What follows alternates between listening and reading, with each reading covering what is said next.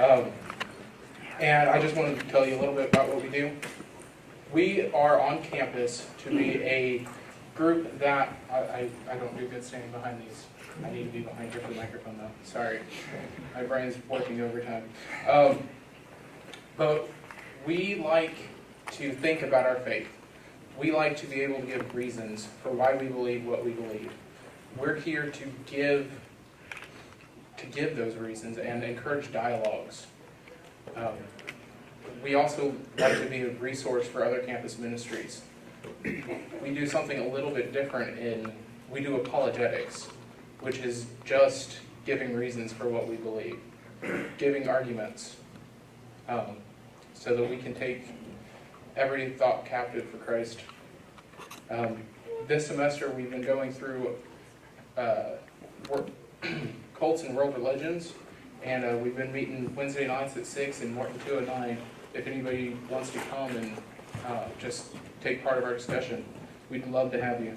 We have a Facebook page, Ratio Christi at UNCW. Like us. We host these kinds of events every semester, and you can find information from us there. Outside, if you could sign up for our email list, if you want to stay updated and get an email every month or so from us about what's going on with the ministry, and if you're a student, you'll get updates actually every week about when we're meeting, what we're going to be talking about that week. And before we get going, I would like to thank Baptist Campus Ministries and Faculty Commons and all of the other groups who have come out to be with us tonight that have partnered with us. And I would especially like to thank our moderator, Rick Olson. He is the chairperson of the communications department, and we would like to welcome him to the podium right now. So thank you.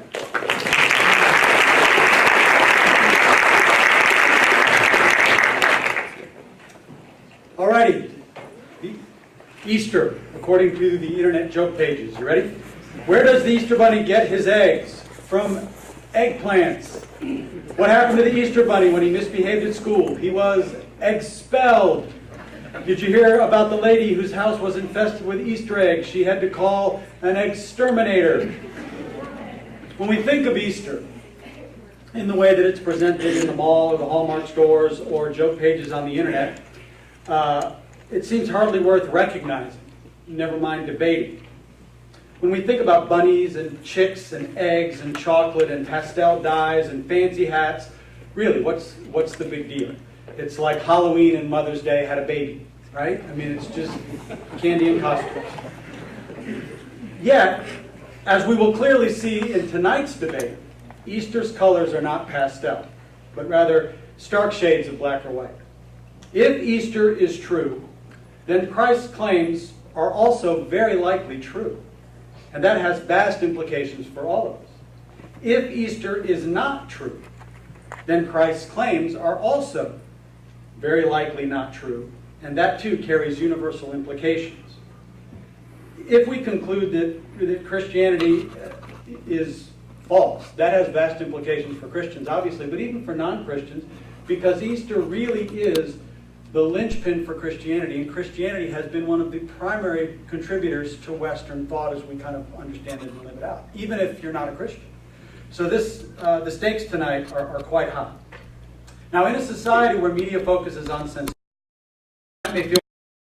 tonight we are actually going to hear what have historically been known as fully developed arguments in the context of civil debate.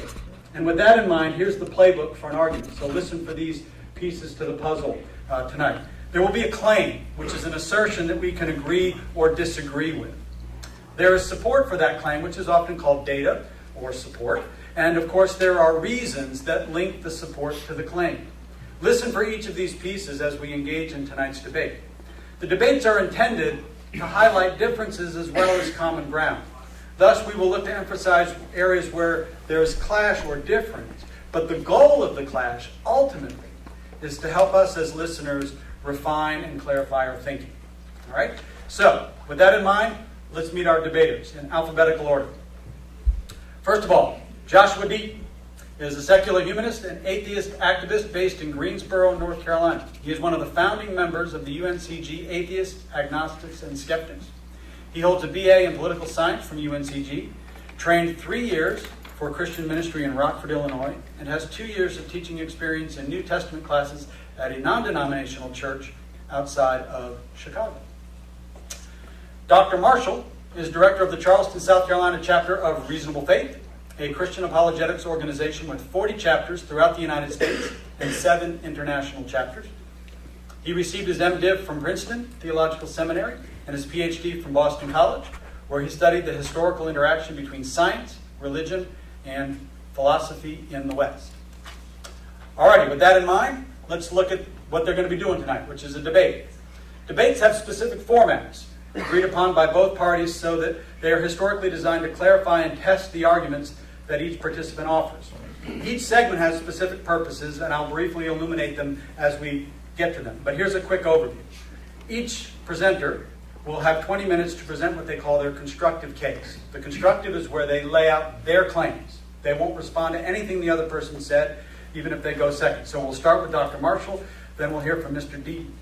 Then there'll be 10 minutes for Marshall to rebut, and then 10 minutes for Mr. Deaton to rebut. That's when they challenge each other's cases.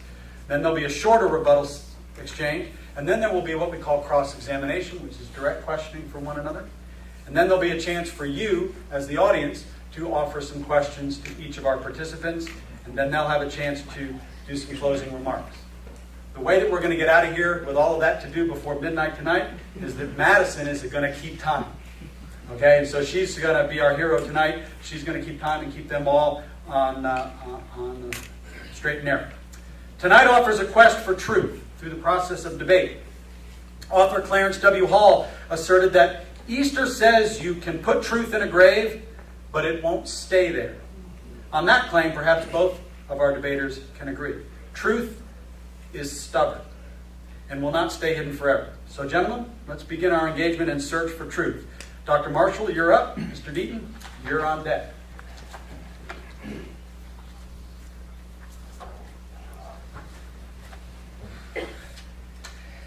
Well, thank you, Dr. Olson, and thanks everyone for coming out tonight. Very much looking forward to this debate. My objective tonight is a relatively modest one, namely to show that there is good evidence for Jesus' resurrection.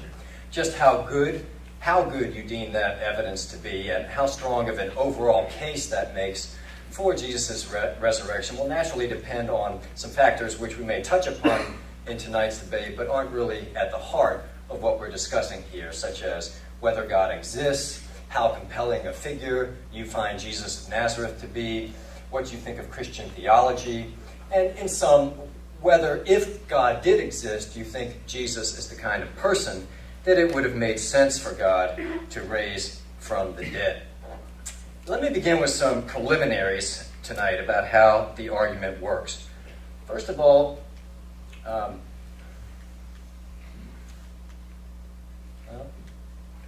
my clicker doesn't seem to be working. No? Okay, there we go. Now it's working. All right, there is no assumption of the Bible's divine inspiration, and it doesn't even require the Bible to have a high degree of historical reliability. In fact, the argument is structured in such a way as to carry even on a highly skeptical approach to the New Testament. So I'll be approaching the New Testament as a historical source. And the one thing that's important to recognize in that connection is what I've highlighted here, is that when you approach the New Testament as a historian, you don't approach it as a single book, but rather as a collection of 27 documents that were originally separate and only much later gathered together. And even then, in the early centuries of Christianity, a local church's Bible would have consisted of a collection of scrolls, at least until the Codex displaced the scroll, which wasn't until about the 4th or 5th century. So here are the various components of our text: the 3 synoptic gospels, often called the synoptics because they're so similar, the Gospel of John, Acts of the Apostles, 21 letters, and the book of Revelation, which won't be concerning us very much tonight, I don't think. So, here's how the argument works. First, it's a two-step argument. Sorry. Slides seem to be out of order.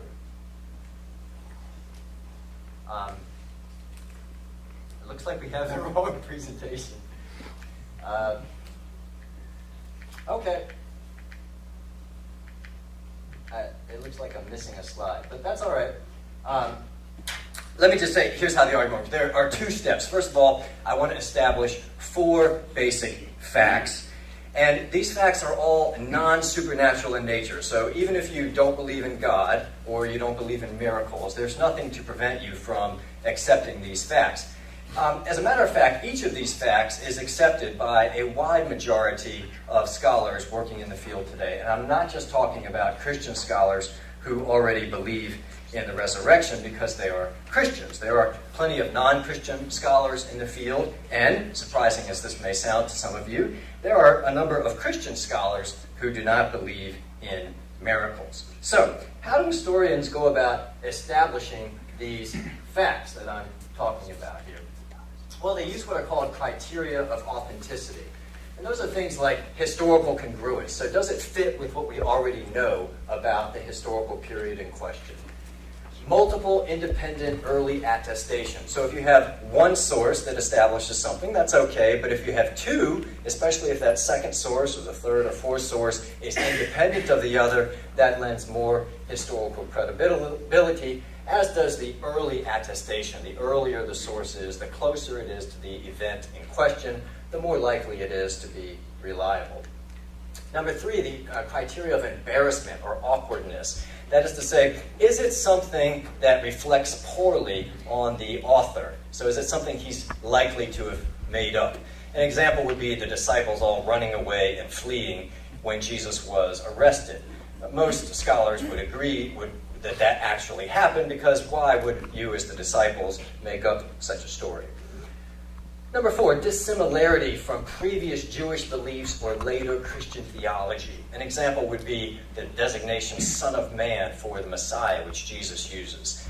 This was not at all a common designation for the Messiah in post-biblical Jewish literature, nor is it common in early Christian theology. Christians refer to Jesus as the Son of God. So for that reason, scholars of all stripes are persuaded that Jesus did refer to himself as the Son of Man. Number 5, Semitisms, such as Jesus' cry on the cross, that many of you may be familiar with. And finally, coherence with events or sayings that are already established using the above criteria. Now, I originally had, one little note. The criteria are meant to function positively rather than negatively. So if one or more of these criteria are present, it increases the likelihood that the event or saying in question is authentic. But the absence of the criteria doesn't mean it's inauthentic. Otherwise, you run into all kinds of absurdities, which in the interest of time, I can pass over tonight, especially since it's not relevant to my argument. But that's why I put the word criteria in quotation marks. So, to the facts themselves, I originally had 5 facts, starting with Jesus' crucifixion, but I thought that Josh and I wouldn't have any disagreement on that, so I think I can pass over that one and turn to fact number 2, which is the honorable burial by Joseph of Arimathea.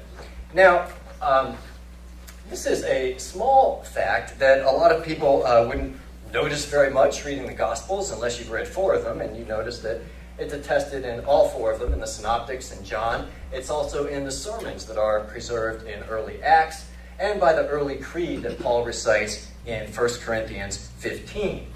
The second reason to believe in this burial by Joseph of Arimathea is that it's confirmed by the criterion of embarrassment, since Joseph was a member of the Sanhedrin. The Sanhedrin was the Jewish body which had convicted Jesus of blasphemy and handed him over to the Roman authorities for death. So it makes very little sense that if you were making up a story about someone who came and had the decency to bury Jesus' body, that you would pick a member of the Sanhedrin to do so. Another reason, which isn't in this version of the presentation, is that it would be very easy to disconfirm if it were false.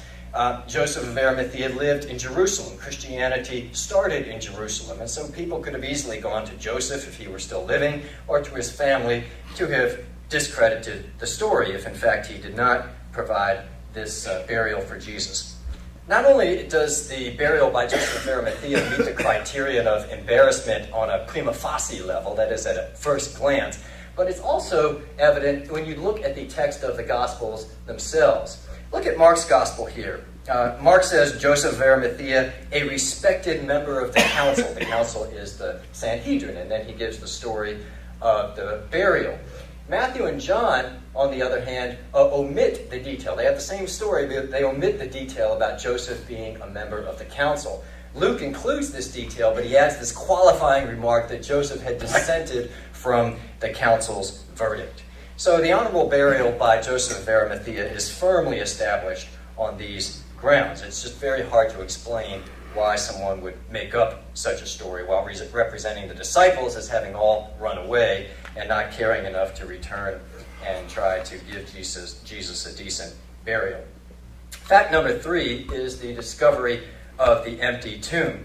This is multiply attested by the same sources that record Jesus' burial by Joseph.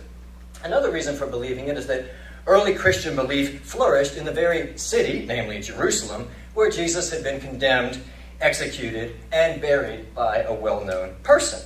Not only is this the Jerusalem origin of Christianity clear from the gospel sources and the whole New Testament, but Tacitus even speaks of it in his annals. You can see Tacitus, from this quotation, was not a big fan of Christianity, and he says that it originated in Judea. Another reason to believe in the discovery of the empty tomb was that the empty tomb was discovered by women. This is related in all of our gospel sources, and it might not strike a modern reader as very surprising, but to historians who know something about the first century's attitude toward women, it is very surprising indeed. It was a highly patriarchal society. Josephus relates that women weren't even allowed to testify in court cases. Their testimony was deemed to be too unreliable. And so it's highly improbable that if someone were making up a story about Jesus' empty tomb being discovered, that they would put women as its discoverers. Finally, and most convincingly, the earliest Jewish anti-Christian polemic presupposes the empty tomb. At the end of Matthew's gospel, Matthew gives a story about the Jewish leaders coming to the guards who had been guarding Jesus' tomb and paying them a certain amount of money to say that the disciples came and stole the body while the soldiers, were sleeping. And they say, we'll not only give you this money, but if it comes to the governor's ears, don't worry, we'll take care of you. Now, my point is not at all to argue for whether Matthew's story here is true or not. Whether it's true or false, though, it's very clear that Matthew is writing this story in order to respond to something that Jews were saying. And what was that? It was the disciples stole the body. In fact, Matthew adds, this story has been spread among the Jews to this day. But that Jewish polemic only makes sense if the tomb were empty. It presupposes the empty tomb. Fact number 4, the experiences of Jesus appearing alive. Now, I want to clarify, the fact here is not that Jesus actually did appear to these people, but that a large number of people had experiences in which they believed that Jesus had appeared to them. This is multiply attested in numerous sources to individuals and to groups, to unbelievers, and even to a sworn enemy, namely the Apostle Paul. This fact, I'm not aware of any contemporary scholar who rejects it. As Gerhard Leutemann, a skeptical scholar who doesn't believe in the resurrection, says, quote, it may be taken as historically certain that Peter and the disciples had experiences after Jesus' death in which Jesus appeared to them as the risen Christ. Similarly, Luke Johnson of Emory University says, quote, some sort of powerful transformative experience is required to generate the sort of movement earliest Christianity was. And one thing to note in particular about these experiences is that, with the possible exception of Paul, who has a post-ascension experience of Jesus, all of these experiences are of a physically raised Jesus. Fact number 5, the origin of the Christian faith. As a result of these experiences, Jesus' disciples, some of his brothers, even a sworn enemy such as Paul, came to believe, contrary to all prior Jewish messianic expectations, that Jesus was the Messiah, the Son of God, in fact, and had been raised physically from the dead. It's very difficult for us to appreciate today, with 2,000 years of Christian history behind us, how devastating to the disciples' hopes the crucifixion of Jesus would have been. Cicero, the early Roman philosopher, reflects on the horror of crucifixion. He calls it that most cruel and disgusting penalty, and he says it should never be applied to any Roman citizen. As Bart Ehrman of UNC Chapel Hill says, and Bart Ehrman is not a Christian and doesn't even believe in God, the Messiah was to be a figure of grandeur and power who overthrew the enemy. Anyone who wanted to make up a Messiah would make him up like that. The attitude of the disciples after Jesus' crucifixion, given what we know about early Jewish expectations of the Messiah, is best expressed by those two disciples on the road to Emmaus. We had hoped that he was the one to redeem Israel, but now he's been crucified and our hopes are dashed. Indeed, I think this is one of the reasons the disciples run away. It's not just that they're scared of what's going to happen to them, but when they realize that Jesus actually is going to be arrested and likely crucified, they figure he must not be the Messiah. The sincerity of their belief is confirmed by the fact that their proclamation of this faith would have and did expose early Christians to persecution and death.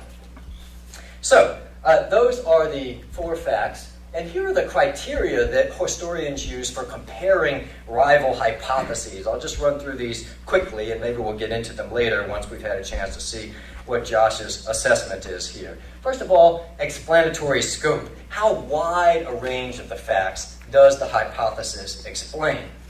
Explanatory power. How fully or adequately does it explain the facts that it seeks to explain? Plausibility. Are its explanations of these facts more plausible than the explanations that rival hypotheses give?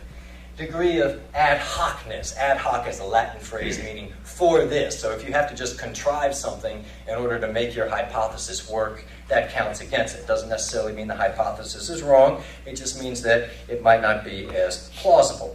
Finally, number 5, accordance with already accepted beliefs. And then you can throw in number 6, superiority to rival hypotheses in fulfilling all these criteria. Oh, I still have 5 minutes. I thought I was running much more behind than that. So here's a summary of the argument. You have these 5 non-supernatural facts. Unless you're debating a Muslim, you don't usually need the fact about Jesus' crucifixion. So it really comes down to these 4 facts. The honorable burial by Joseph of Arimathea, the discovery 2 days later of the empty tomb, the subsequent experiences these various people had of seeing Jesus alive, and what the disciples came to believe as a result of these experiences. Maybe I should just say a word about how implausible that belief seems.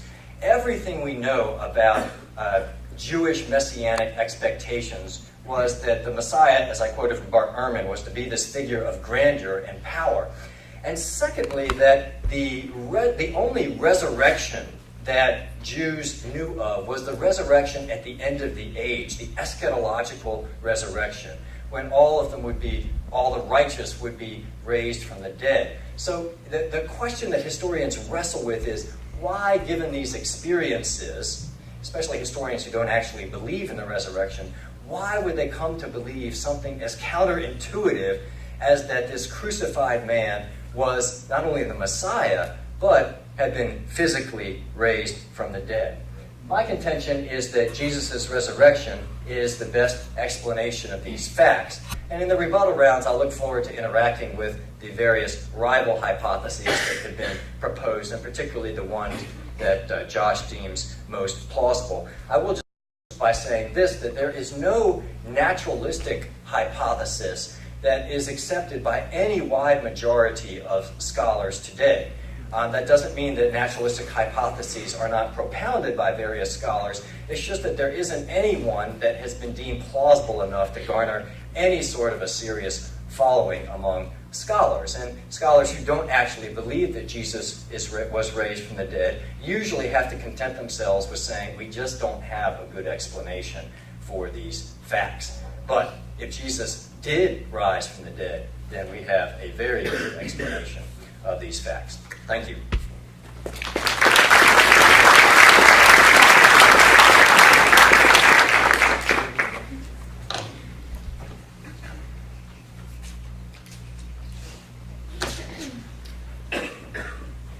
Alrighty, well, I don't have a PowerPoint, you just get to look at me.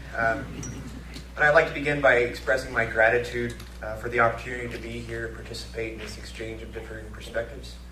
First of all, I'd like to thank Wallace. I very much enjoyed our exchange in Greensboro over the existence of God. I'm looking forward to this. But I'd also sincerely like to thank everybody that's here tonight.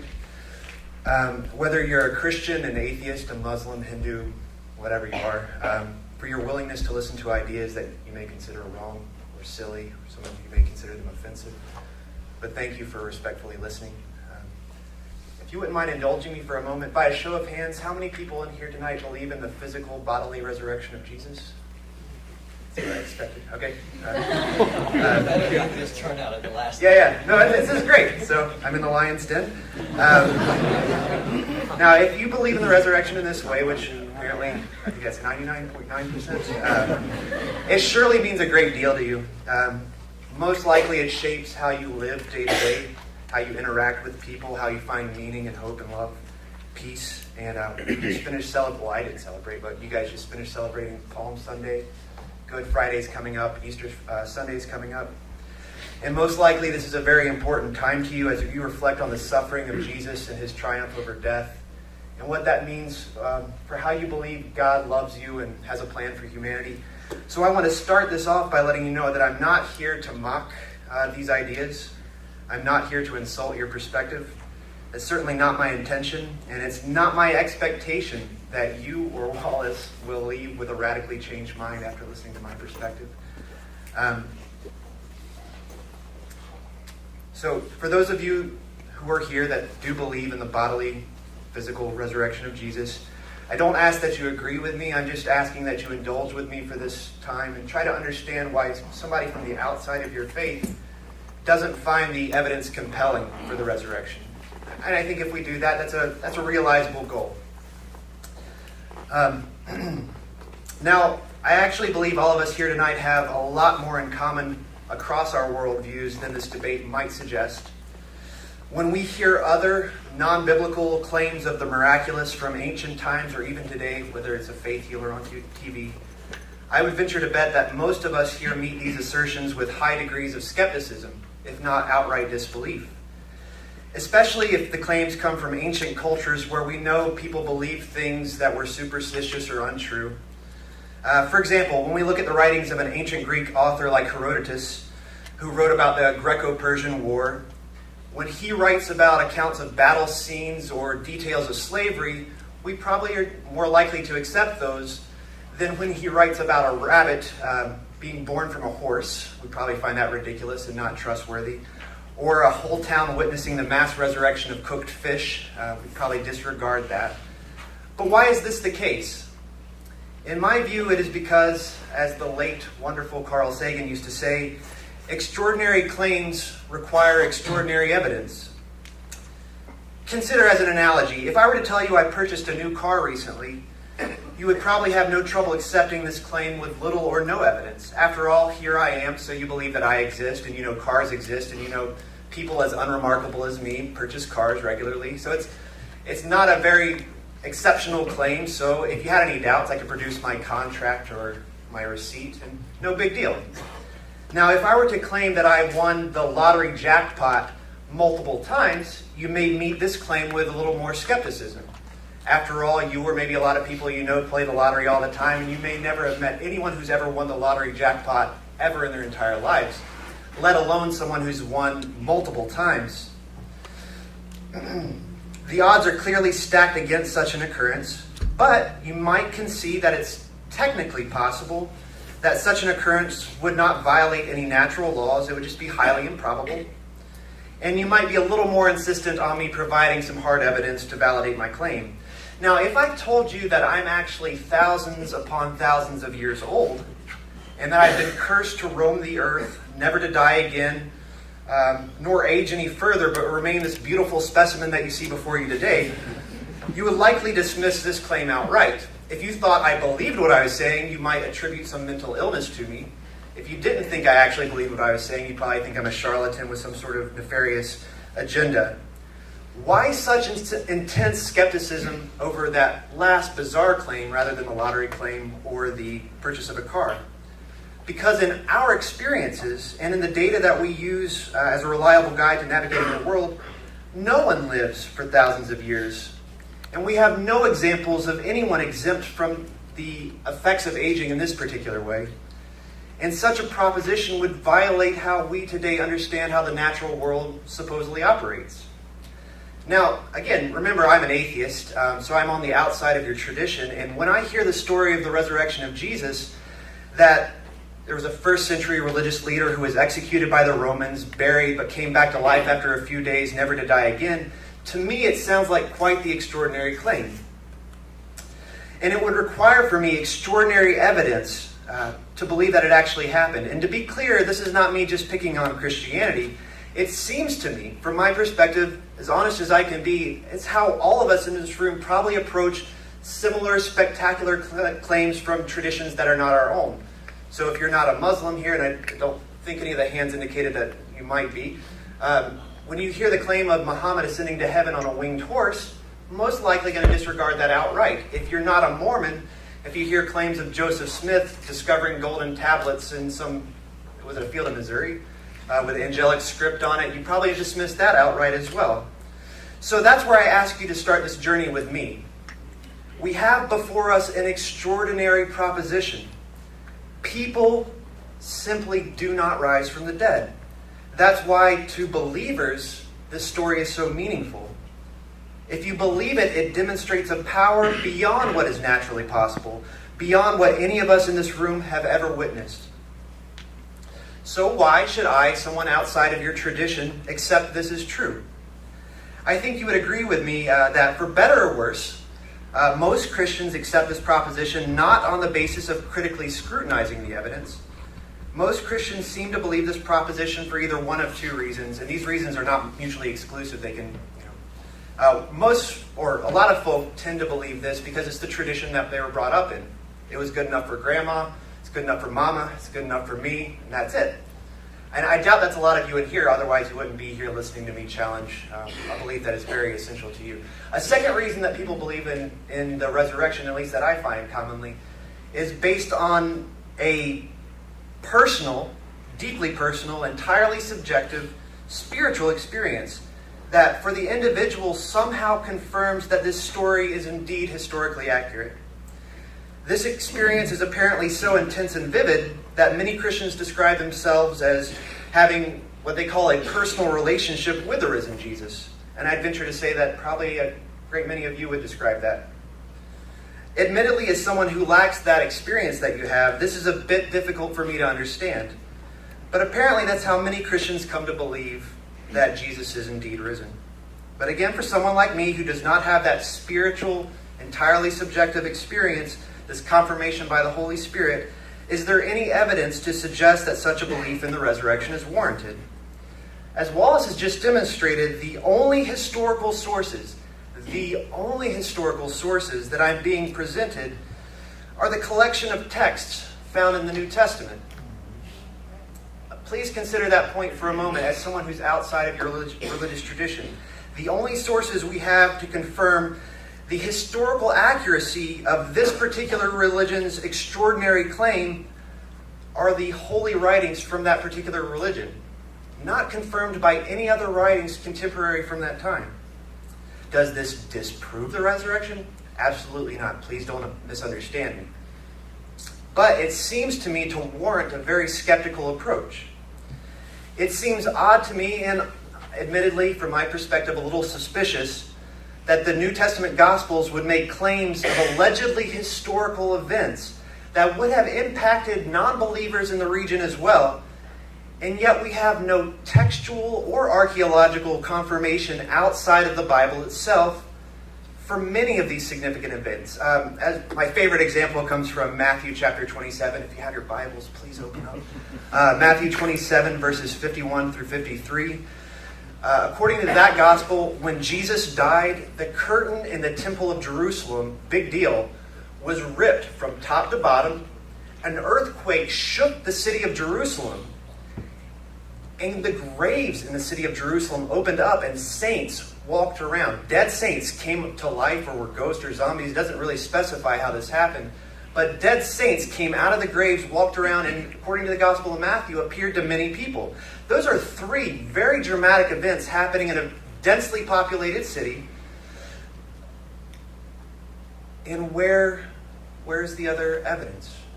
If only for somebody to give a different religious interpretation or maybe a naturalistic explanation. Any account, complete silence. So as I approach the proposition that Jesus rose from the dead, which again I already find extraordinary, I'm immediately struck that our only sources of evidence are the religious texts themselves. And not a single contemporary non-Christian writer seems to have taken notice of many of the very dramatic details surrounding the purported death and resurrection. It seems to me that this insight alone warrants a high degree of skepticism as we begin to approach what evidence we do have from Scripture. These biblical accounts will need to be quite remarkable indeed for me, since they are my only source of evidence that an ancient religious leader, executed by the Romans, apparently came back to life, never to die again. On what basis should I believe these accounts are reliable? Are the biblical sources reliable historical accounts? So the first thing to consider, when were the Gospels written? Most New Testament scholars concede that the Gospels were written some 35 to 65 years after the death and resurrection of Jesus. Most New Testament scholars posit that Mark's Gospel is the earliest, written around 70, around the time of the destruction of the temple in Jerusalem. When was Jesus supposedly killed? Somewhere around 30. So this is about 40 years. The earliest gospel account is some 40 years after this event supposedly took place. Now, eyewitness testimony recorded on the very same day would of course still be open to skeptical investigation. But what we have here is testimony that was written down decades later. It's as if the first account that we had of the assassination of Kennedy was written during George W. Bush's administration.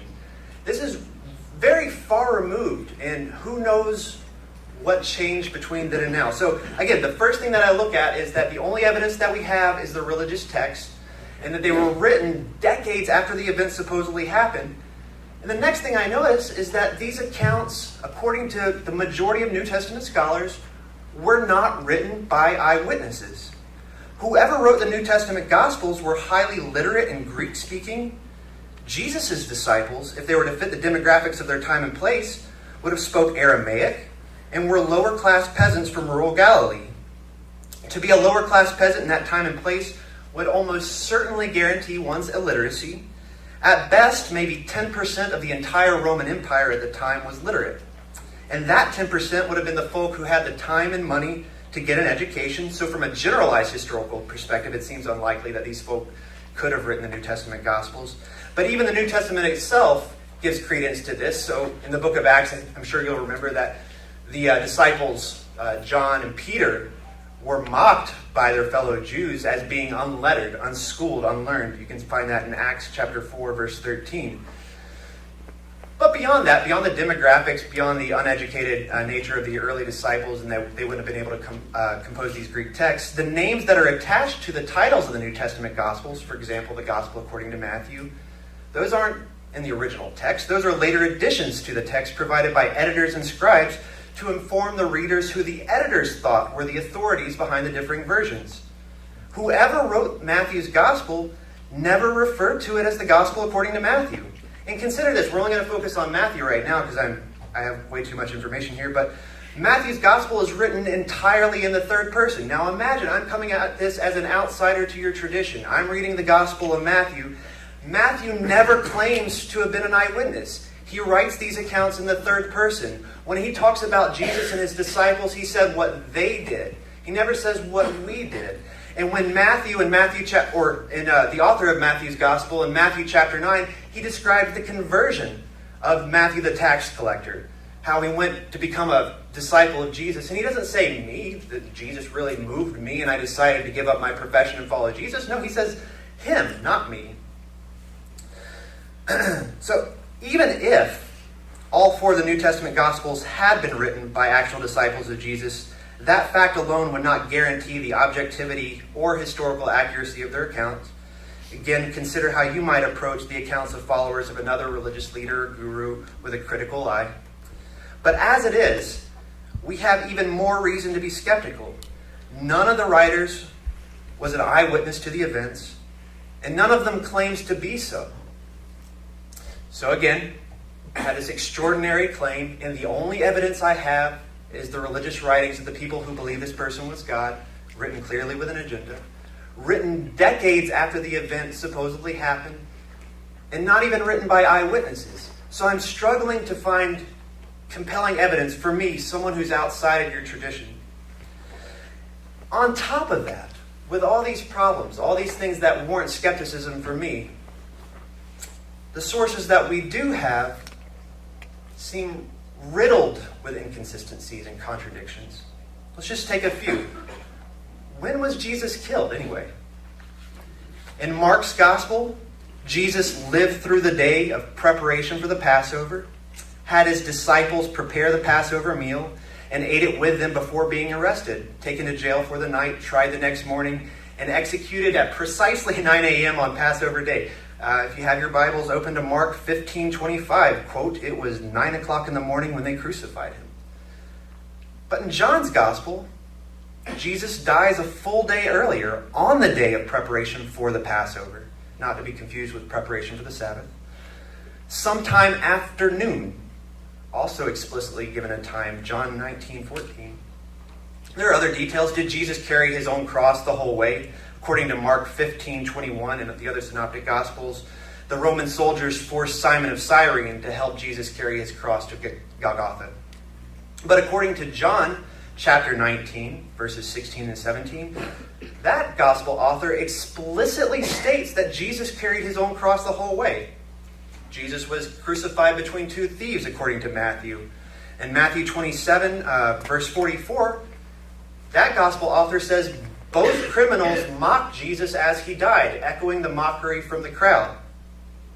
But according to Luke 23, verse 39 and 40, only one of the criminals mocked Jesus, and the other one, what did he do? He defended Jesus, and as a result, it was expression of faith, and Jesus said he would enter the kingdom of heaven. And remember that temple curtain that was ripped when Jesus died? When exactly did that rip? Again, this is a dramatic event. If you understand how important the temple in Jerusalem was to Judaism, the place where heaven meets earth, where God resides, the temple ripped in half. When exactly did that happen? This is our only account. No other contemporary evidence for this. Luke 23, the curtain was torn before Jesus died. If you don't have a Bible with you, write it down. Luke 23, verses 44 to 46, the curtain was torn in two before Jesus died. But according to Matthew 27, verses 50 and 51, Jesus died and then the temple curtain was ripped in half. Who went to the tomb on the third day? It depends which gospel you read. When was the stone rolled away? It depends which gospel you read. What did they see in the tomb? Did they see a young man, as in Mark? Did they see two men, as in Luke? Or was it really an angel, as in Matthew? Or did Mary Magdalene arrive first and simply find nothing, just an empty tomb with neither men nor angels, as in John chapter 20, verses 1 and 2? Did the women tell anybody, as in Matthew 28:8? Or did they tell no one, as in Mark 16:8? And after Jesus was risen from the dead, what were the disciples instructed in terms of meeting Jesus? Were the disciples supposed to stay in Jerusalem and see Jesus there, as explicitly commanded in Acts chapter 1, verse 4? Or were they to go to Galilee and see Jesus there, as explicitly commanded in Matthew 28, verses 7 through 10? Oh, I have a minute. To sum up, I have been presented with what to me is an extraordinary claim. namely that an ancient religious leader in the 1st century who was executed by the Romans and then buried, later rose from the dead, never to die again. And the only evidence of this event are sacred texts from people convinced that this man was God, and that no other person writing during the time of Jesus mentions any of the dramatic events surrounding this extraordinary episode. Not only do we lack non-biblical confirmation of these events, but the accounts that we do have were written decades later based on secondhand information and replete with inconsistencies. The New Testament accounts from an outsider perspective do not seem historically reliable. Let me skip to the last sentence because I'm running out of time. I don't find compelling evidence to believe in such an extraordinary proposition. It seems to me that such a belief rests not on reason and evidence, but upon faith flowing from a personal experience. Thank you.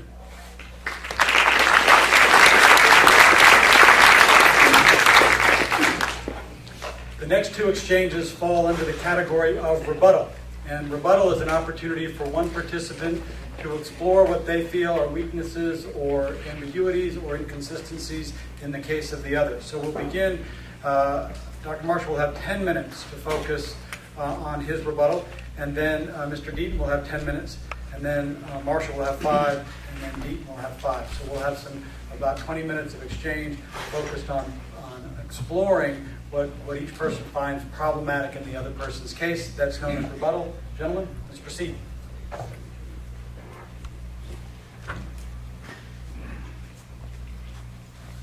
All right. Well, I asked the girl to check the room if she would put a PDF of my argument back up here, because I anticipate needing to refer to it. I guess one thing I want to say at the outset is that the subject of our debate tonight is not the historical reliability of the Bible or the New Testament. That's another subject. It's a very important subject, but it's not the subject that we're debating tonight. If that were the case, I'd have had a whole different opening statement. It's also the kind of subject that by its very nature doesn't lend itself too well to a debate format other than a kind of cursory overview of these things. There are just so many details that we would need hours upon end to try to examine all of the different things. Now, as I said, the argument for Jesus' resurrection is structured to carry on a highly skeptical approach to the New Testament. And Joshua Deaton, in saying that, we can't derive anything from the New Testament historically, is standing outside any kind of serious contemporary scholarship in the field. Just listen to what the late Oxford New Testament scholar Dick French says. He says, at the level of their literary and historical character, we have good reason to treat the Gospels seriously as a source of information on the life and teachings of Jesus, and thus on the historical origins of Christianity. Ancient historians have sometimes commented that the degree of skepticism with which New Testament scholars approach their sources is far greater than would be thought justified in any other branch of ancient history. Indeed, many ancient historians would count themselves fortunate to have 4 such responsible accounts, written within a generation or two of the events, and preserved in such a wealth of early manuscript evidence as to be, from the point of view of textual criticism, virtually uncontested in all but detail. So I would strongly object to the claim that we cannot derive certain historical facts just on a naturalistic approach to the New Testament's sources. I don't know of any serious contemporary scholar working in this field who holds that kind of a position. Now, let me respond before I get more into that to Deaton's claim that extraordinary claims require extraordinary evidence. I'm going to fast forward a number of slides all the way to this one here at the end. This looks very complicated mathematically, but I'll explain it simply, I promise. This is Bayes' theorem, which was finalized in the early 19th century, and it shows you how probability theorists calculate the probability of a given event. Now, Joshua very correctly points out that we should treat miracle claims with some degree of skepticism, because after all, they're highly improbable. They don't happen very often. At least they don't happen very much to most of us. But that's not news. A miracle, by its very definition, is miraculous. It's a wonder. It's an unusual experience. You can see in the Gospels that the disciples themselves don't gullibly fall for the women's report. They're incredulous when they first hear it. So it's not any new thing to point out to someone that miracles don't happen all the time. But I would certainly grant that for a claim of this nature, for a resurrection claim, we ought to have some kind of evidence. But it doesn't necessarily have to be extraordinary.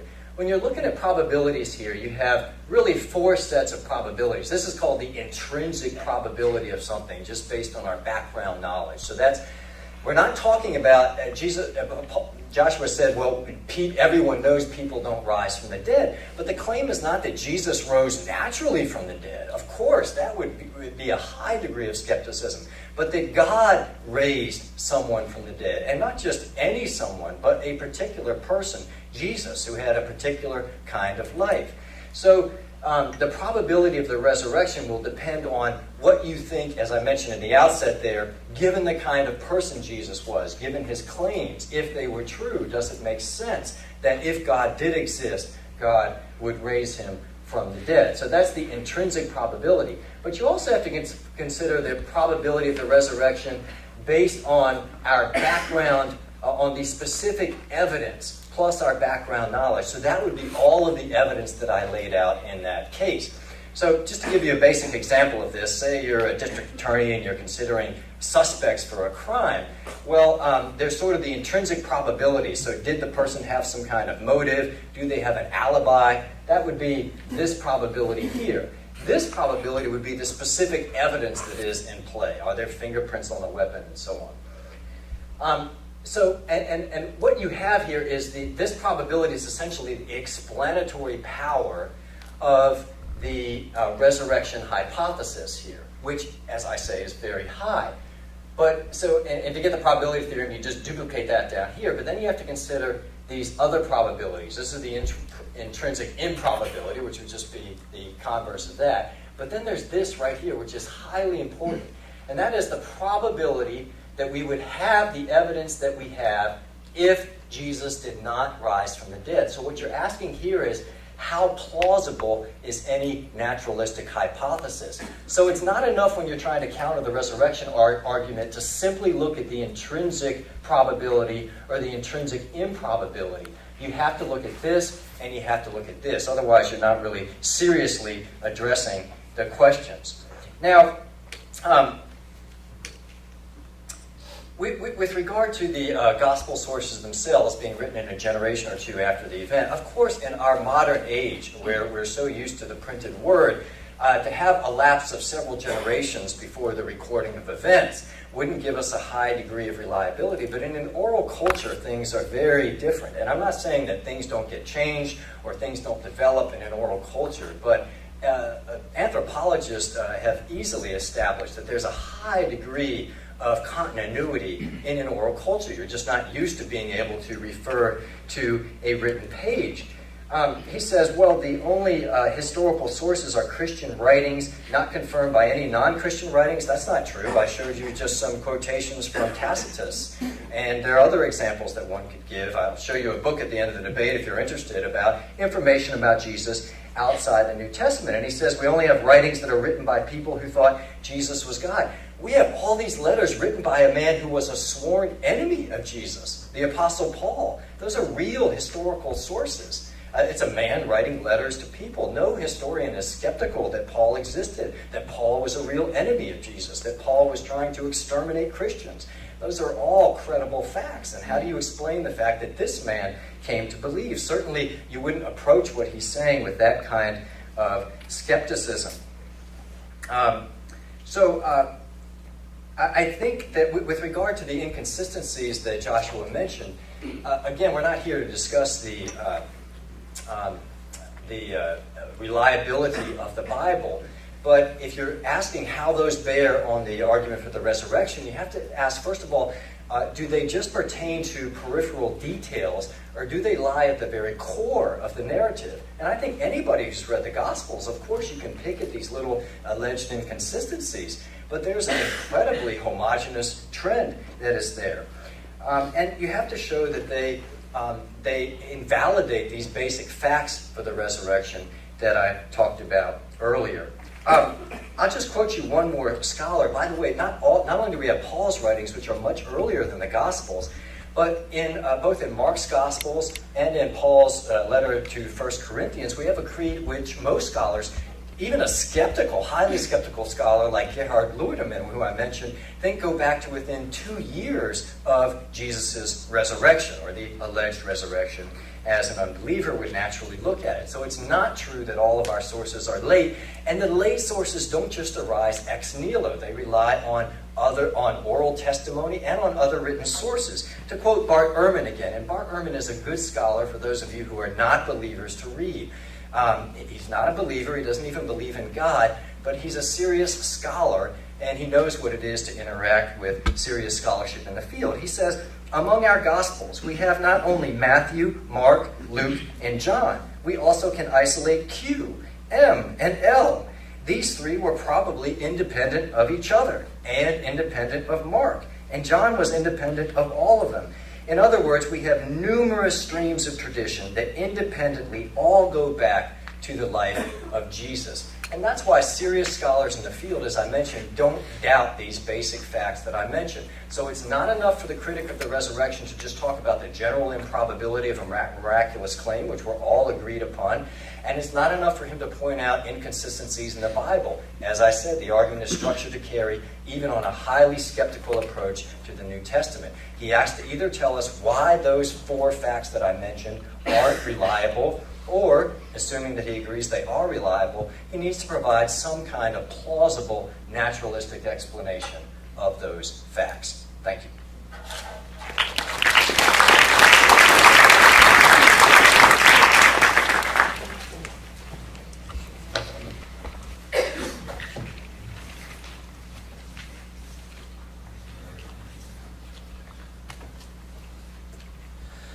All right.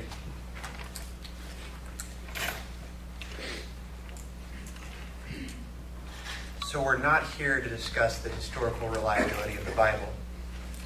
And yet the Bible is our only record of the historical account of the death and resurrection of Jesus. Wallace referred to Tacitus, but Tacitus didn't give a contemporary account of this. You might see references to Josephus, who had 2 passages that reference Jesus. When did Josephus write? He wrote at the end of the 1st century. The events surrounding the purported death and resurrection of Jesus would have created an enormous impact that, again, somebody from the outside, it seems strange that when I approach this, that doesn't seem to have resonated with anybody at the time. But let me go through Wallace's 4 facts. The first fact was the burial. That's a fairly unremarkable claim for me. A religious figure was executed by the Roman state, was buried. Yeah, that doesn't move me. I don't find that suspicious. I'll accept that. That he was buried by Joseph of Arimathea, that's where I start to get a little curious, though. Wallace threw in reference to Paul. It's true that we do have from Paul in 1 Corinthians 15 the earliest resurrection account. I felt like it was maybe not intentionally, but a little misleading because he made it sound like that account says that Jesus was buried in a tomb by Joseph of Arimathea. 1 Corinthians 15 doesn't mention a tomb. It just says he was buried, and it doesn't say he was buried by Joseph of Arimathea. So our earliest account of the resurrection actually lacks some of that. And I do believe he said that the earlier the account, the more reliable. So our most reliable account of the death and resurrection of Jesus does not mention a tomb. William Lane Craig believes it's implied, but I think you can only think it's implied if you accept the later accounts first and then you reread the original account. The earliest account does not mention that. And let's think about Joseph of Arimathea. Why would the Christians include this embarrassing account? In Mark, the whole Sanhedrin council condemned Jesus, according to Mark chapter 14, verse 64. Joseph of Arimathea, not Josephus. Joseph of Arimathea was described as a respected member of that council. He goes to Pilate and has Jesus buried before sunset. Now, why would that be? Why would Mark include that in his gospel? Why would he say that, a respected member of the council? What were they doing? Why did they have Jesus crucified in the first place? Because he blasphemed against God in the temple, they believed. And so they wanted him executed. These were people who were very adamant about following the law. So why would Joseph of Arimathea, a respected member of the council, who condemned Jesus to death, have Jesus buried in a tomb? Well, wouldn't it be because he's trying to observe Jewish law by making sure that a body is buried before sunset so they can observe the Sabbath? It's a very reasonable explanation. And in Matthew, a later gospel, Matthew and Luke both use Mark as a reference. They both quote sections from Mark verbatim, different passages as well. Joseph of Arimathea is no longer described in Matthew's account as a member of the Sanhedrin. Just read your Bible. Joseph of Arimathea in the Gospel of Matthew is simply described as a rich man and a disciple of Jesus who laid Jesus in his own tomb. The details change. So I don't find that the fact of Joseph of Arimathea, it doesn't sound to me, when I look at the Bible and read the Bible and try to see, is this compelling evidence? To me, there's even inconsistencies there. Our earliest account from Paul, written some 20 years after the death and resurrection, doesn't mention Joseph of Arimathea, doesn't mention the tomb. And our earliest gospel account gives completely reasonable explanation of why this religious figure would want to bury an executed criminal before sunset, because it's in accordance with Jewish law. Let's see. What about the origin of this radically different belief within this Jewish community about Jesus being raised from the dead before the eschatological resurrection? I think we would all agree that people can sometimes come up with very sophisticated and complex explanations in order to make sense of a disconnect between a deeply held belief and the harsh realities of events that occur.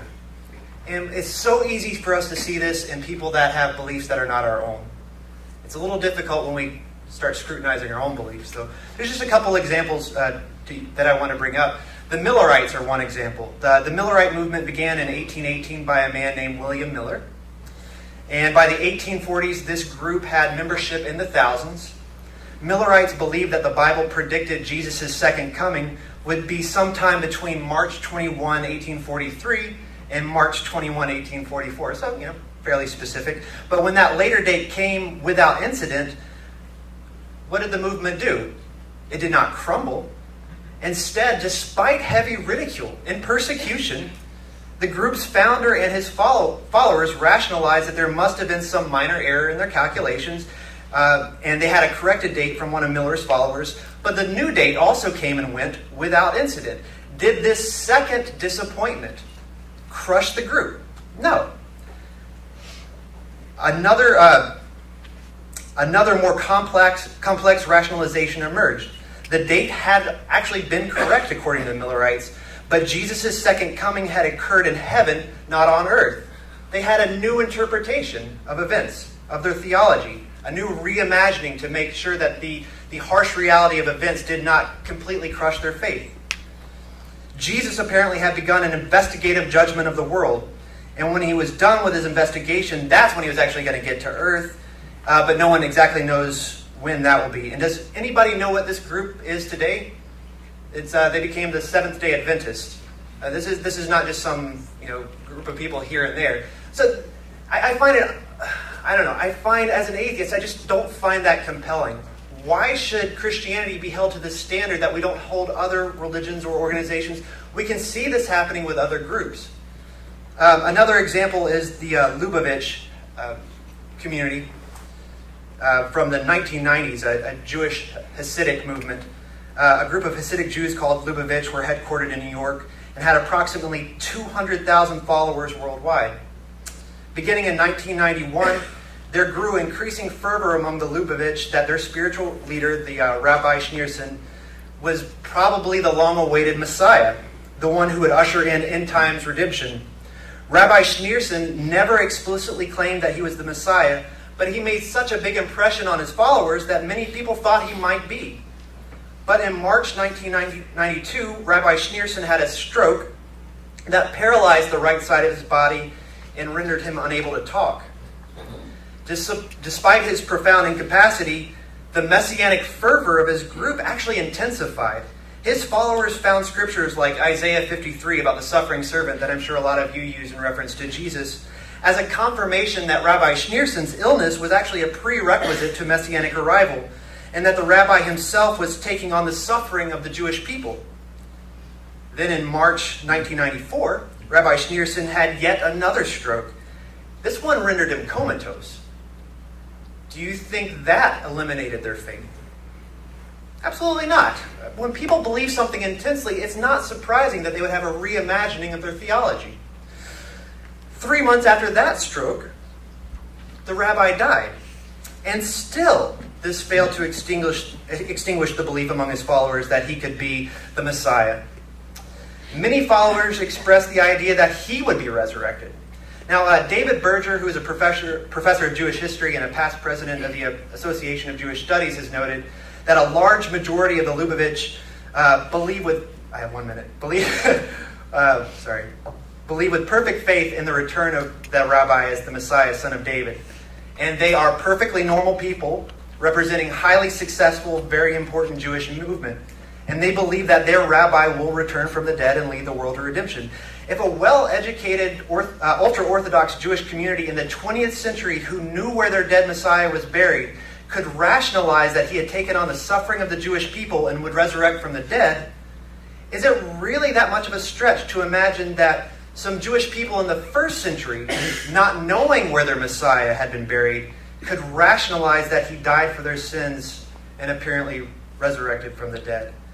Again, I don't find this evidence compelling, and I hope you understand why. Thank you.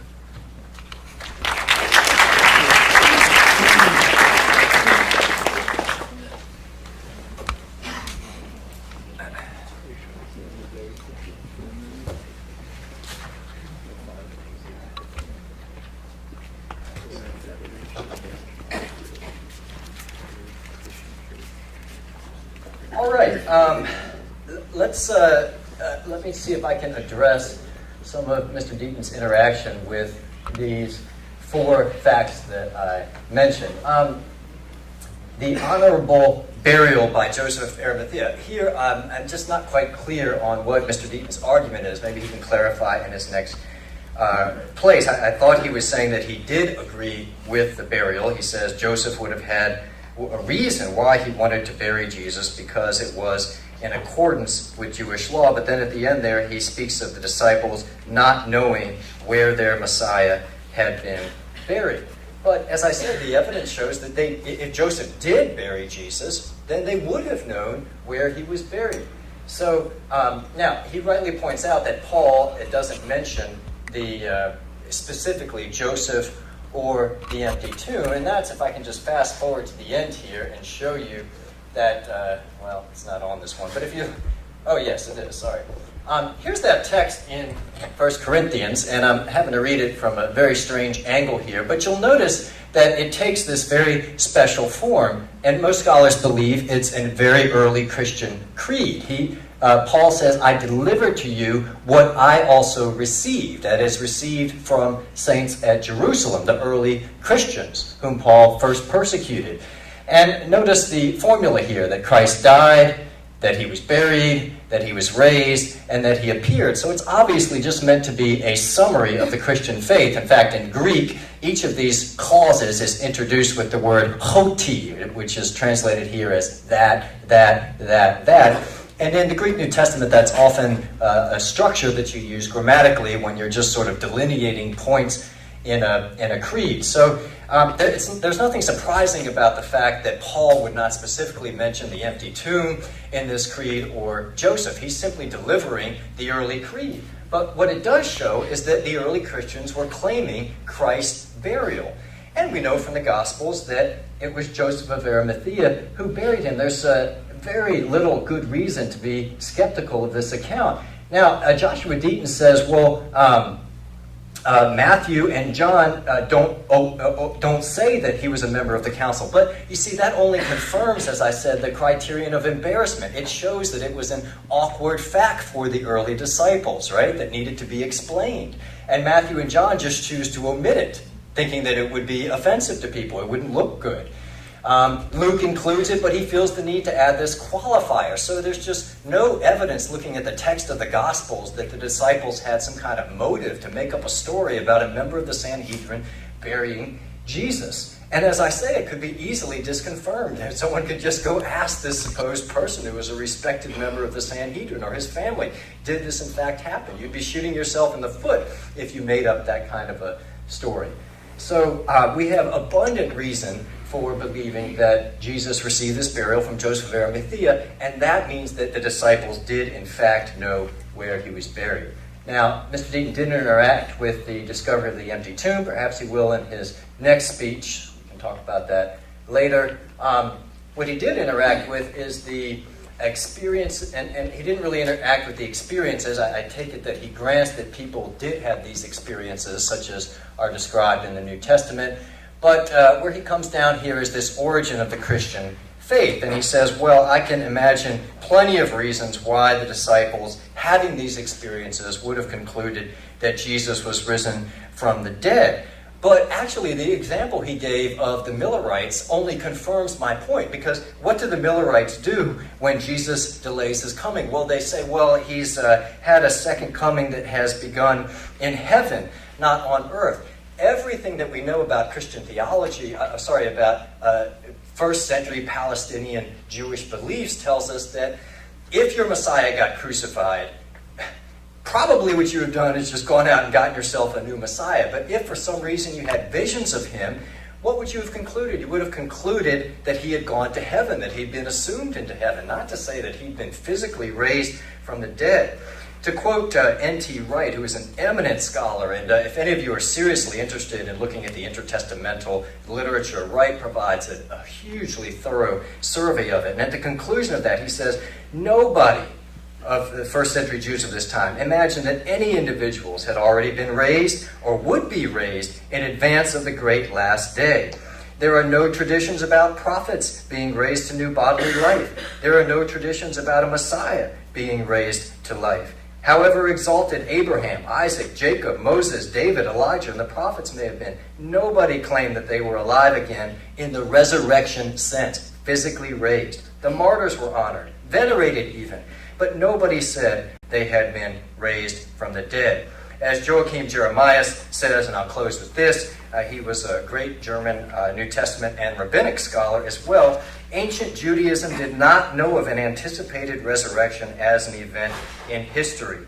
Nowhere does one find in literature anything comparable to the resurrection of Jesus. So the logical explanation would be that Jesus had simply been assumed into heaven, not that he had been raised physically from the dead, and that's what needs to be explained.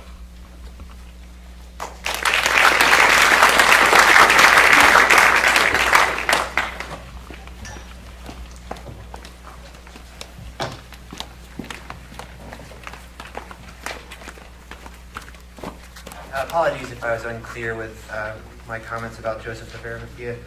I was trying to address two separate points. The first is that the earliest account of the resurrection that we have in Scripture doesn't mention the tomb nor Joseph of Arimathea, that it seems to be a later development. And I make that point because when I look at 1 Corinthians 15, what is Paul doing in that passage? He's addressing a community that has begun to disbelieve in the resurrection of the dead for believers. So he points first to the resurrection of Jesus to highlight how that actually happened. And he lists a whole series of reasons to compel his audience to remind them why they believe in the resurrection of Jesus. And yet he does not mention the empty tomb. And he does not mention Joseph of Arimathea. I mean, these would be compelling historical facts, again, because this would be the earliest account some 20 years after the event supposedly happened. So if you mentioned it then, they could check with Joseph of Arimathea or perhaps his family. That's why Wallace is using it as an argument for the empty tomb. Paul, the earliest account when he's making the case, doesn't reference it. If Jesus' burial location was unknown, just hypothetical, that would explain the absence of evidence that his burial location was ever venerated in the first decades after his death. Even if his tomb was found empty, no one could have stopped early Christians from flocking to visit and venerate the site, just as today in Jerusalem we have two competing sites where Jesus was supposedly buried, and people flock there to commemorate Jesus all the time. I just find it strange, and I'm sorry, I just don't find the reasoning compelling. Why would Mark then have this story of Joseph of Arimathea? Well, again, it seems to be an account of why the earliest Christians don't know where the body is. It would be a good explanation. So Jesus was condemned on the basis of these Jewish leaders in the Sanhedrin believing that he was blasphemous, and they wanted to make sure that he was buried before sunset to be in accordance with law. And so Joseph of Arimathea, a respected member of that council who participated in the condemnation, threw him in an empty tomb before sunset. It was a rush job. The women came later to make sure that the body was prepared. And they saw where Jesus was supposedly buried by Joseph of Arimathea. And according to Mark's gospel, when they came back, they found it was empty. And when they found it was empty, what did they do according to Mark's gospel? They ran away terrified and told no one. That's how Mark's gospel ends in the original ending, Mark 16:8. If you look at your Bibles, most of your Bibles will notice that verses following verse 8 in chapter 16 or later editions. So Mark ends with the women coming to the tomb, finding it empty, running away terrified, and telling no one. This would again be an account, an explanation of why the disciples did not know where the body was. There's a quote I want to read. What sort of plausible naturalistic explanation do I have? Wallace recommended that people read Bart Ehrman. I strongly recommend that as well. Very much so. When Bart Ehrman was debating William Lane Craig on this topic, he proposed what he says is an improbable hypothesis, one that he does not believe, yet he finds more believable than the account of the resurrection. And I'm going to read a quote from Ehrman, so I apologize for reading. But Bart says, Jesus gets buried by Joseph of Arimathea. Two of Jesus' family members are upset that an unknown Jewish leader has buried the body. In the dead of night, these two family members raid the tomb, taking the body off to bury it for themselves. But Roman soldiers on the lookout see them carrying the shrouded corpse through the streets. They confront them, kill them on the spot, and throw all three bodies into a common burial plot where within 3 days these bodies are decomposed beyond recognition. The tomb is then empty. People go to the tomb, find it empty, and come to think that Jesus was raised from the dead and start thinking they've seen him because they know he's been raised from his tomb because his tomb is empty. This is a highly unlikely scenario. But you cannot object that it's impossible to have happened because it's not impossible. People did raid tombs. Soldiers did kill civilians on the least pretext. People were buried in common graves left to rot. It's not likely, but it's more likely than a miracle, which is so unlikely that you have to appeal to supernatural intervention to make it work. I think that kind of sums it up. I'm running out of time. I apologize, but thank you again.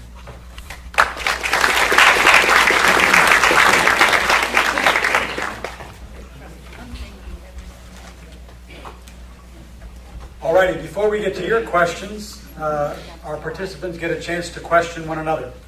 So for the next 10 minutes, Marshall will get to cross-examine Deaton, and this is how it works. Marshall gets to propose a question, Deaton must answer it. And unlike Jesus or parents, we cannot answer a question with a question. So he will have to actually form an argument in response to the question. And then we will switch seats, figuratively speaking, and Deaton will get to cross-examine Marshall.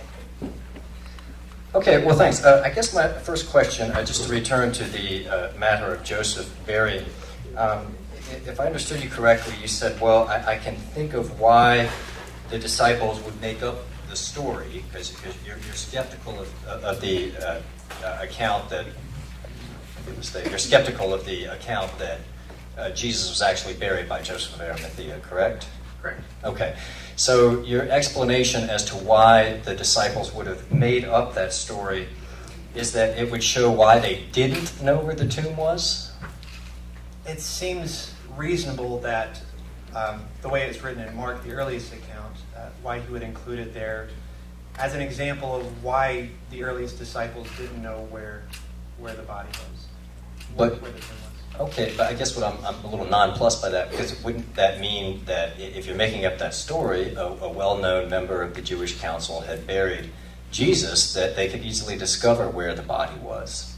Not if, according to Mark's gospel, again, the earliest account, the only people who saw it were these untrustworthy women who, when they discovered the empty tomb, they were terrified and ran away and told no one. That explains why nobody knew where Jesus was buried.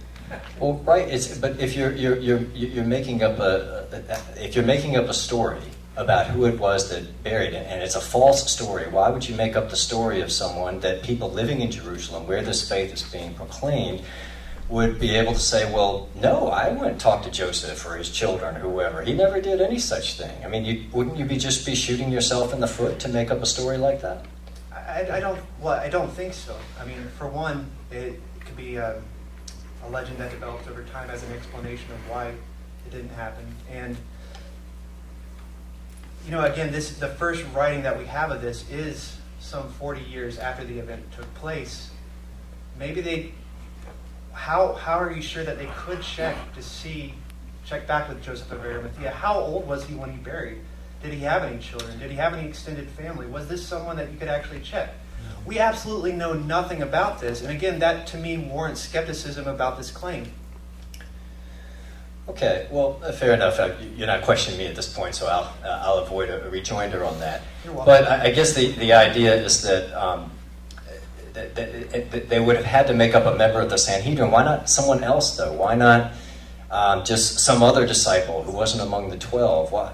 And what do you make of the evidence of awkwardness, embarrassment that we find in Matthew, John, and Luke that I mentioned? Do you not find that compelling at all? Well, it's not embarrassing in Matthew because Joseph of Arimathea is not a leader of the Sanhedrin. Read Matthew. He's not described that way. He's described as a rich man who is explicitly a disciple of Jesus. How is this an embarrassing account? And according to Matthew, he buries him in his own tomb. Mark's account makes sense. Why was Jesus killed? He was killed because he made some comments about the temple, because he made some blasphemous claims. The Jewish leaders at the time put him to death because that's in accordance with Jewish law. What's also in accordance with Jewish law is to make sure that this body gets put in the tomb before sunset. How is that inconsistent? How is this bizarre? This seems to make sense. And Mark tells the story in such a way, as a later development, that seems to make sense of why the earliest disciples wouldn't know where he was buried. He was buried by someone who was also participated in the condemnation, the death of him according to Jewish law, buried him according to Jewish law. None of the disciples follow it, just some women who are untrustworthy, and when they saw it, they freaked out, ran off, and told no one. Okay, so you said earlier you think Matthew is using Mark, right? Mark's usually thought to be the earliest gospel, and Matthew has Mark in front of him, right? So Matthew has Mark's account, and yet he chooses not to write in the part about him being a member of the council. And so your idea as to why both Mark and Luke do that is what exactly? Why did they choose to omit that detail? I'm not sure I can get into their psychology, but I think we both agree that Matthew and Luke both use Mark, correct? Yeah, I think that's good. So Matthew and Luke both use Mark. I don't know why their stories aren't the same. They have Mark, but they tell stories that are inconsistent with their source. And again, this also suggests, since we both acknowledge that they use Mark, these are not independent sources as highlighted in your opening statement. Well, I remember I grouped them all together as the synoptic, as a single point. I just pointed out Ehrman's statement that there are multiple sources within. There's material that's... You also said that each text has to be taken on its own, so I kind of confused the two. Okay. Well, so you don't grant any weight to the criterion of awkwardness or embarrassment here for you. It just doesn't carry anything to you. You think the more likely scenario is that Mark simply made up the story that a member of the hated Sanhedrin had the decency to bury Jesus. He wasn't being decent to Jesus in Mark's account. Maybe in Matthew's account where he buries him in his own grave, but in Mark's account he was following the law just like he was when he condemned Jesus to death. Was he being decent when he condemned Jesus to death? I don't think so. Okay. So you take it to be that when he says the whole Sanhedrin, that means including Joseph. Yeah, because he's a part of the Sanhedrin. Okay, but I mean, Part of the whole. right? Anybody who's taken a year of Greek knows that the words "all" and "whole" in Greek function just like the words "all" and "whole" in English. They don't mean everyone inclusively. They can mean that, but just as often they mean most of them or the great majority of the preponderance. If you say the whole town was there, you don't mean every single individual in the town.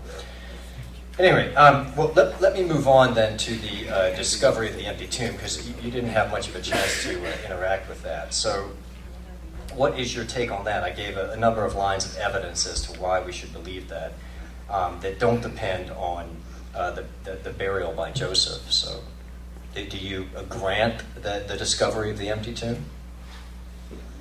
I don't find your evidence compelling. Okay, so what part of it? I gave 4 lines of evidence as to why we should believe it to be true. Well, will you go through the 4 lines so I can... Sure. So we have its multiple attestation in the same sources that record Jesus' burial by Joseph. Okay, so let's start with that one, if that's okay. Okay, I was going to skip over that since we've kind of... So I have begun to address that, right?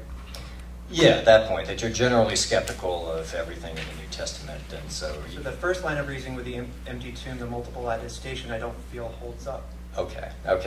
But the second is that early Christian belief flourished in the very city, Jerusalem, where Jesus had been condemned and executed and buried. So why would you make up this story about the discovery of the empty tomb again if people could go and verify that hadn't in fact happened? One thing remarkable about early Christianity is that it started as a Jewish apocalyptic messianic movement, correct? Yes. And it actually did not find wide acceptance among Jews at the time. That's why the gospel ended up spreading to the Gentile world. That's why the earliest Christian writings that we have, the letters from Paul, so much of it is taken up to explain why only a remnant, a small portion of Israel has been saved, and now the gospel has gone to the Gentiles. I mean, Romans, Galatians, huge parts of Paul's letters deal with this. So the Jews at the time actually are echoing my sentiments. They did not find it believable.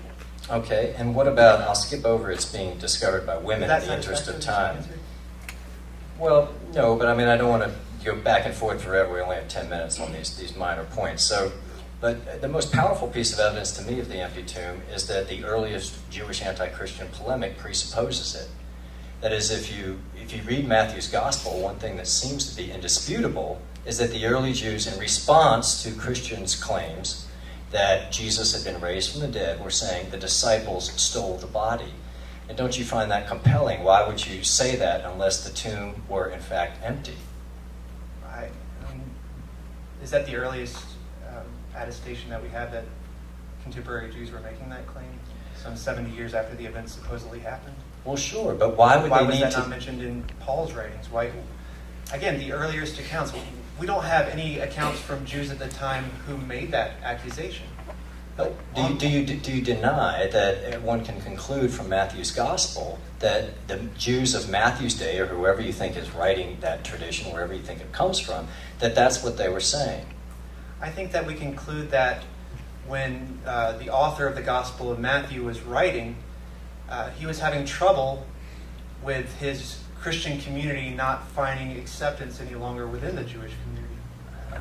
And so at that point, there's an increasing division, hostile division taking place between the Christian sect and the broader Jewish community. And so you have all these stories emerging to explain these hostilities. That, to me makes entirely natural sense. Well, sure, but he says that the story, it's evident that the story is there to counter what the Jews were saying. So why would the Jews say his disciples stole the body if there was no empty tomb to explain? The disciples stole the body is an explanation of the empty tomb. I mean, it doesn't get any better than that, does it?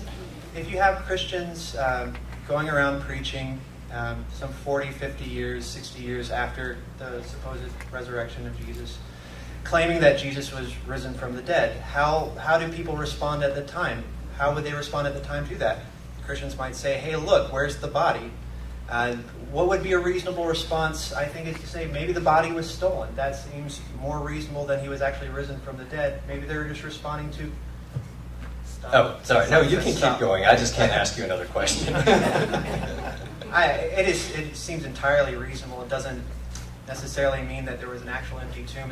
We have Christians making this claim, and they're making this claim to fellow Jews at the time who don't believe this. And one possible explanation they could have to the response that they're being given the proposition is maybe the body was stolen. That sounds more reasonable than a man came back to life, never to die again.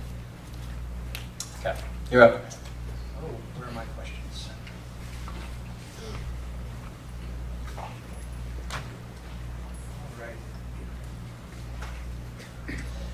right. You mentioned how oral culture, things were a little more reliable back then when a culture relied on it, and you said contemporary anthropologists establish high degree of continuity. Just as, I'm not trying to support debating points, can you give me any sort of reference for any anthropologist that makes this claim? No, I can't, but I would if what we were debating tonight was the historical reliability of the Bible. But as I said, that's not the subject we're debating. Fine, okay. Do you think that the Gospels, which you rely upon for your information, have any mistakes in them at all? And if so, could you tell me a couple of those mistakes? Well, before I answer that question, tell me how you think that's relevant to the argument I'm making tonight. Is that how the format's supposed to go? So you don't want to say?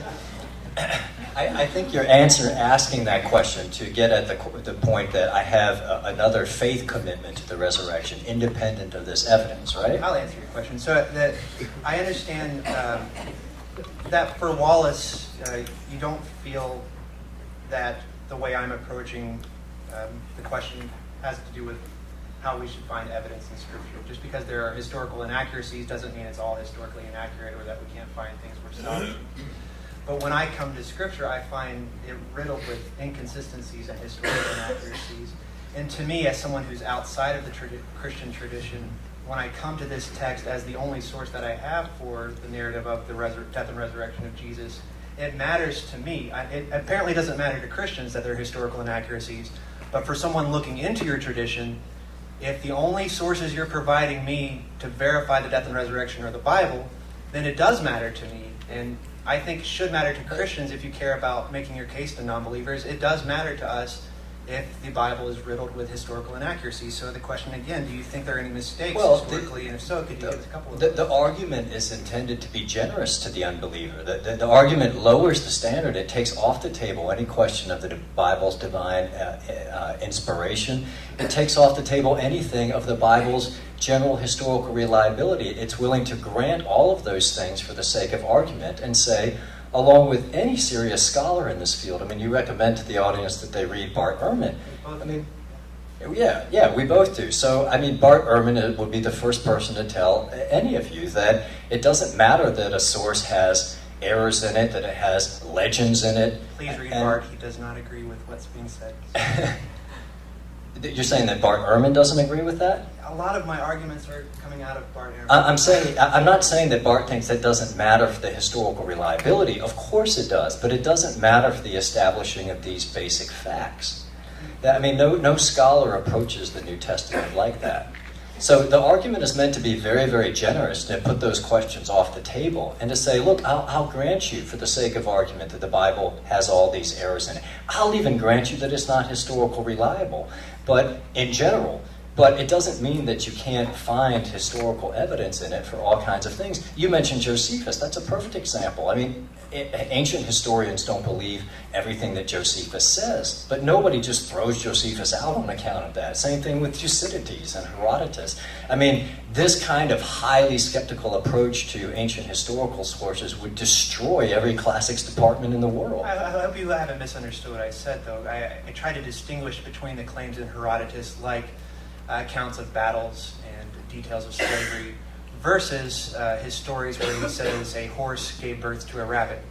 One is an extraordinary claim that would require extraordinary evidence, it's something really bizarre, and the others are more acceptable. when I read the New Testament Gospels, some things I find, are unremarkable, unexceptional, fit in the demographic, time and place, all that sort of stuff. The account of the resurrection of a person being executed by the Roman state, coming back to life a few days later, never to rise again, I find that to be an exception. Just like the zombies emerging from the grave, or what's the term? Do you say zombies, ghosts, or the dead saints who came out of the graves in Jerusalem? How do you? Yeah, those would probably be zombies if you take Matthew to be describing a literal event there and not a kind of future apocalyptic. Never knew how to interpret that. Yeah, it's a difficult passage. But, well, go ahead. Let you ask your next question. Okay. Again, to me, the historical accuracy of the Bible, the historical congruency, as you say at the beginning, matters in terms of confirming. How much time do we have? Okay. Are there any non-biblical sources to confirm the curtain in the temple being torn into outside of the Bible? No, they're not. But as I say, I don't think that's to the point at all. There are all kinds of important events in history that are not mentioned by historians. Just to take a mundane example that classicists would know about, if you look at Thucydides' history of the Peloponnesian War, and it's all about this 20-year period in Athens. Do you know who the most famous figure in Athens is for us now during this 20-year period, the most important? Well, it's Socrates, and Thucydides never mentions him even once.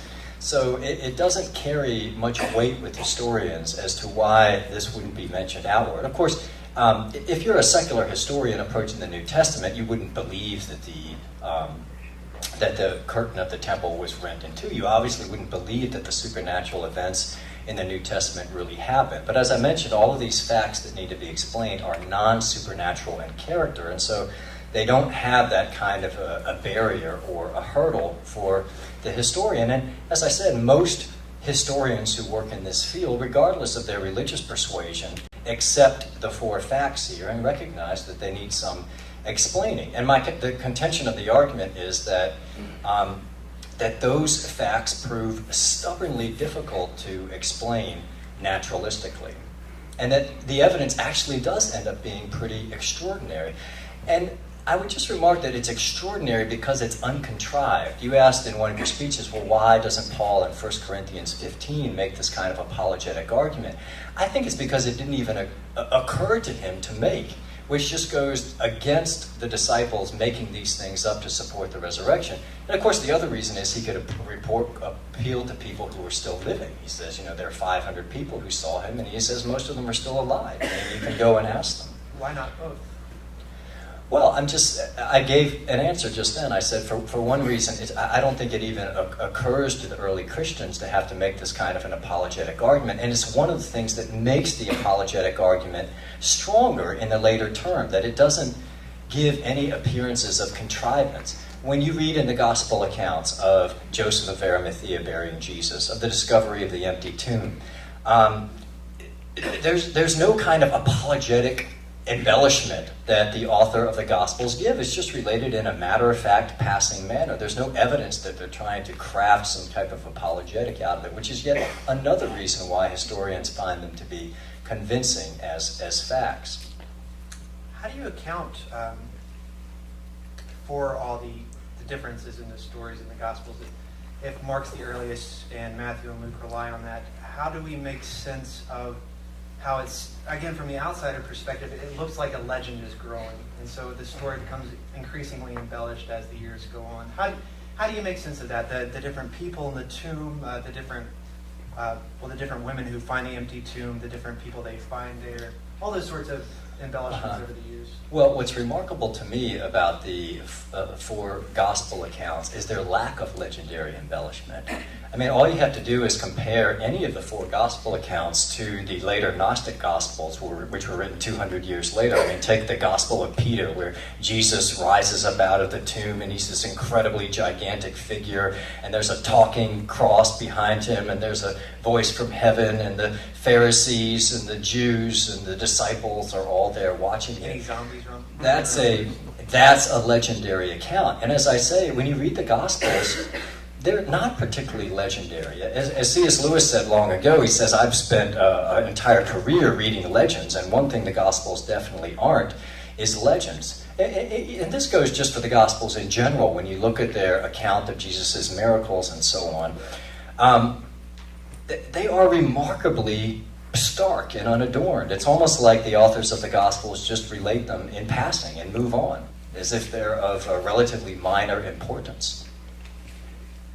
Kind of blows my mind that the inconsistencies aren't more important to believers.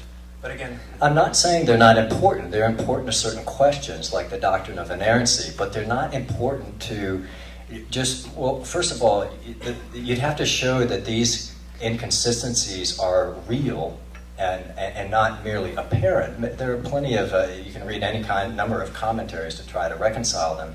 And then you have to show that they lie at the core of the narrative in order to undermine historical reliability. If there's some event that happens in downtown Wilmington tonight and the police go out and interview 10 different witnesses, they're very liable to get a variation in detail. especially if they wait decades before interviewing. Yeah, but even if they did it immediately, but no rational investigator would throw out all of those records and say, well, it's of no value, there's no point in interviewing witnesses.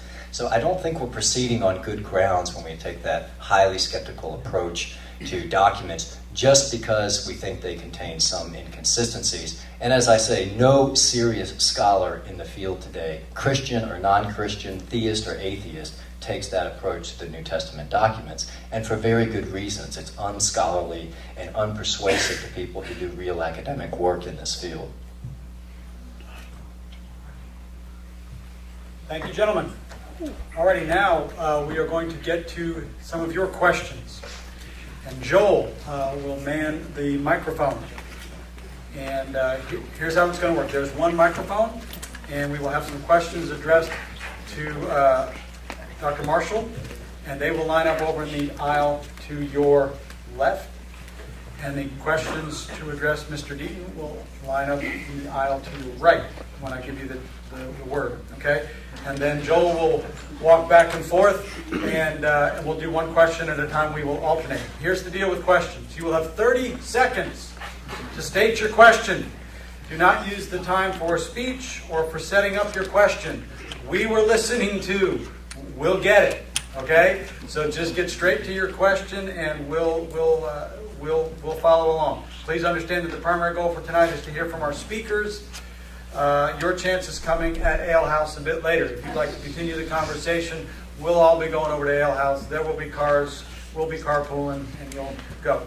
Gentlemen, you will have 2 minutes to answer a question that has been addressed to you initially, and then the other speaker will have 1 minute to respond. We will be politely assertive about enforcing time limits so we can get to as many questions as possible. If you folks would move to the relevant aisle, if you'll remember, Dr. Marshall to your left, and then Mr. Deaton to your right, we will begin to alternate questions. All right, we got a question over here, Joel. I'd like to start for Mr. Deaton. If, as you assert, the Gospels are written too late and in the third person to be considered eyewitness accounts, how do you explain the strange and cryptic description of the arrest of Jesus in the Garden of Gethsemane, in which, very briefly, it's said that one of the disciples ran away naked? Supposedly Mark, right? Companion Yeah. of Peter. There's just no evidence outside of that. I mean, for me, again, as an outside looking in, why would you find that as a compelling evidence that it was written by an eyewitness? I mean, Wallace refers to the consensus of New Testament scholars a lot. The overwhelming majority of New Testament scholars do not believe that any of the Gospels were written by eyewitness accounts. None of the Gospels make that claim. You have a vague reference to a man running off naked from the Garden of Gethsemane, and that's the best that we have to maybe tie it in with an eyewitness account. I'm sorry, for me I don't find that compelling. He could have easily said, he could have written it like Paul. He could have described his experience with the risen Christ post-mortem. They don't do that. They don't try to do that. They don't pretend to do that. They don't pretend to be eyewitnesses. The names that we have on the Gospels are easily defined later editions by editors who attribute the authorities behind those traditions. So it may have emerged from a companion of Peter, an oral tradition that evolved, but it wasn't written by him. Okay, this is a good question. Joshua is right that I would say a majority of New Testament scholars, outside, say, evangelical scholars, if we wanted to bracket them, would not hold the Gospels to have been written by eyewitnesses, though there are a minority of non-evangelical scholars who have contended for this. If you're interested in investigating this question, there's a great book by Richard Bauckham, Bauckham, if I remember correctly, called Jesus and the Eyewitnesses, that really investigates this with some detail. But even scholars who don't think the Gospels were written by eyewitnesses still think that eyewitness accounts end up in the Gospels. As I say, no scholars think that the Gospels just emerged independently of eyewitness accounts. Remember, I read you that quotation from Bart Ehrman. And the gentleman's question was a perfect example. You see, if there are no eyewitnesses of anything, and someone is just making something up, then a historian has to ask, well, why would he make that up? Does it make sense? Is it plausible that he would make that up? And if it's just a stray comment without any embellishment and somebody ran away naked, or again, if it's something that reflects poorly on the author, the criterion of awkwardness or embarrassment, a scholar would be strongly inclined to accept it as historically authentic and ultimately having its origin in an eyewitness account. Hey, Wallace, how's it going? Philip? I was just going to ask, you talk about the Gospels as histories in some ways, but the Gospels are mostly written in chiasmatic structure, the Greek literary device that unrolls like an onion. Since it's a literary device, and it implies that they're not histories, but literature, because no other historical documents are written in this way, I wonder how you would justify that, how you would say these things, or if you want to just talk about chiasms in the Bible, or the Gospels. They're in the Old Testament as well. Sure. Well, I do grant you that the Gospels are unusual documents. It's a little hard to classify them. They don't fall into the category of legend. They're obviously not a sort of dispassionate, disinterested history, such as one might find, for example, to a large extent in Thucydides or Herodotus. But the mere fact that a document has a certain structure doesn't mean that it's ahistorical. The Confessions of Augustine have a very unique literary structure, but there's all kinds of historical material in there that he relates of his experiences. And I think anyone who reads through the Gospels, and I don't know if you've done that, I know Joshua has, it's very difficult, in my view, to read the Gospel accounts and not find that there are all kinds of things that are historical in there. They're just little passing details that are related. There's an artlessness. I don't know if you're familiar with this term, artlessness, but it means a lack of contrivance. And those are the kinds of things that persuade historians of historical details. They're just details that wouldn't be there in a simply purely fictional history. Are there other questions from the floor? Well, Josh, I guess. That's okay, I have no problem. Oh, that's right, I'm sorry. You did have a chance to respond. It's okay. I got flipped around. Other questions from the floor? Yeah. Okay, so I guess I'm just confused about, you kept saying inconsistencies with the New Testament, but there are also inconsistencies with the Old Testament. Like in Genesis chapter 1, it contradicts when man and animal were made, when in chapter 2, in chapter 1, it was animals were made first, then man. And then in chapter 2, it says that he created Adam and then he summoned the animals from, or I think it was had formed. And actually, had formed is pluperfect verb, which means had already formed.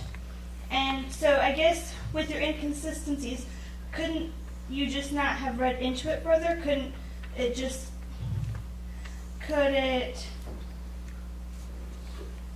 this not just be the case in the New Testament too? Well, to start with, thank you for your question. I agree that there are inconsistencies in the Old Testament as well. The account in Genesis, I think it's unfortunate that a lot of people have taken those to be scientifically literal. I don't think they were intended ever to be that. I think it was meant in a different way. I think those are actually beautiful passages. With the New Testament, when I read the accounts in the Gospels, the inconsistencies that I find, I spent quite a few years of my life trying to reconcile them. Read F.F. Bruce, he mentioned N.T. Wright, Jesus and the Resurrection of God, New Testament, the People of God. I loved N.T. Wright. I couldn't square that circle for me. And I can go through the different inconsistencies if you like again, but they're blatant inconsistencies. I mean, just going at the bottom of my list, in Acts chapter 1, verse 14, the disciples are explicitly commanded not to leave Jerusalem, but to wait for Jesus there. In Matthew chapter 28, the disciples are explicitly commanded to leave Jerusalem and go to Galilee to wait for Jesus there. There are inconsistencies in terms of who carried Jesus' cross. I mean, these are just A is not A kind of things. When I read people trying to explain the apparentness of the inconsistencies and show how they're actually not inconsistent, I find that as sort of irrational stretching, trying to make the text fit someone's preconceived ideas. Again, from the outside, I don't find it convincing. I spent quite a few years of my life trying to make it so, because it used to be a beautiful story to me. Unfortunately, I don't find it compelling. Well, I'll just comment briefly. As I've mentioned several times tonight, we're not here to debate the historical reliability of the Bible, which is an important but definitely a separate question. But as to the supposed errors and inconsistencies in the Bible, I've been reading the Bible my whole life multiple times over. I think my friends will tell you as candid an eye and a mind as anyone. And I'm not saying it's easy to defend the contention that the Bible doesn't have any errors in it. There are certainly some difficult problems. But my opinion is that it's not like errors are just jumping, irreconcilable errors are just jumping off the pages all over the place. I think in the overwhelming majority of cases, there are quite plausible explanations of these things. But even if you don't think that's the case, it doesn't give you a right to conclude that the Bible isn't a divine inspiration. And as I say, it certainly doesn't have any bearing on this argument. It's a separate question. Sort of like what happens in our atheism debates. We always get distracted on the questions of, whether religion is good or bad and what religious people do is good or bad. And that's another question for later down the line. And tonight, the question is some of these fundamental facts that are clearly established in modern scholarship and how to best explain them. Next question. Yeah. Is it possible that the Kingdom of God movement could have used a pre-existing history of resurrection in order to solidify itself as a new religious movement throughout history, one that would attribute itself to be as powerful as it is now? Well, no, it may be possible, logically possible, but it's simply not plausible, and that's why it doesn't convince historians. And as I mentioned, there's several reasons for this. One is there's all kinds of literature that exists between the close of the New Testament canon and the time when Jesus lived. It's about 300 years, give or take. And there's lots of literature that's written during this period, and there's literature that dates to the first half of the first century when Jesus lived. Things like the Dead Sea Scrolls, the Pseudepigrapha, which were Old Testament recreations that the dispersed Jews wrote in Greek. So scholars have mined all of this literature to find out, well, what were people thinking? What were their ideas of the Messiah? And of course, they look at the Gospels themselves, the historians, and say, well, what can we glean from this? And there are two things that come out very clearly. One is that no Palestinian or Greek Jew expected the Messiah to suffer. As I quoted Bart Ehrman, the Messiah was to be a figure of grandeur and power. And when Jesus says these things in the gospel, the disciples, it just seems to go over their head. Like they have no idea. They say, well, that's never going to happen to you. What are you, crazy? And when he is crucified, they conclude, well, he must not be the Messiah, because the Messiah is not to be crucified shamefully like this. The other conclusion that emerges from the study of all those documents, and again, you can read N.T. Wright's book, The Resurrection of the Son of God, an exhaustive study of the literature, and very readable by an eminent scholar in the field, is that all of these Jews expected the resurrection to occur at the end of history. And so it just doesn't make any sense that if they had these visions of Jesus, which I assume that Josh grants they did have, that they would have concluded contrary to both of these things, that he was the Messiah and he had been raised from the dead, the logical conclusion, if you were a first century Jew, would be to say, well, he was one of the righteous people who's been assumed into paradise, awaiting the resurrection of the dead at the end of the world that we all believe in.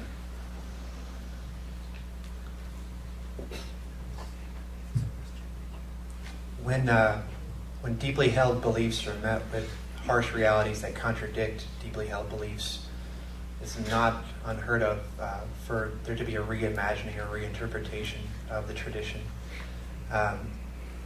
It's one thing for Wallace to say that the logical conclusion of a first century Jew experiencing the death of their Messiah, someone they expected to be the Messiah, would be X, Y, and Z.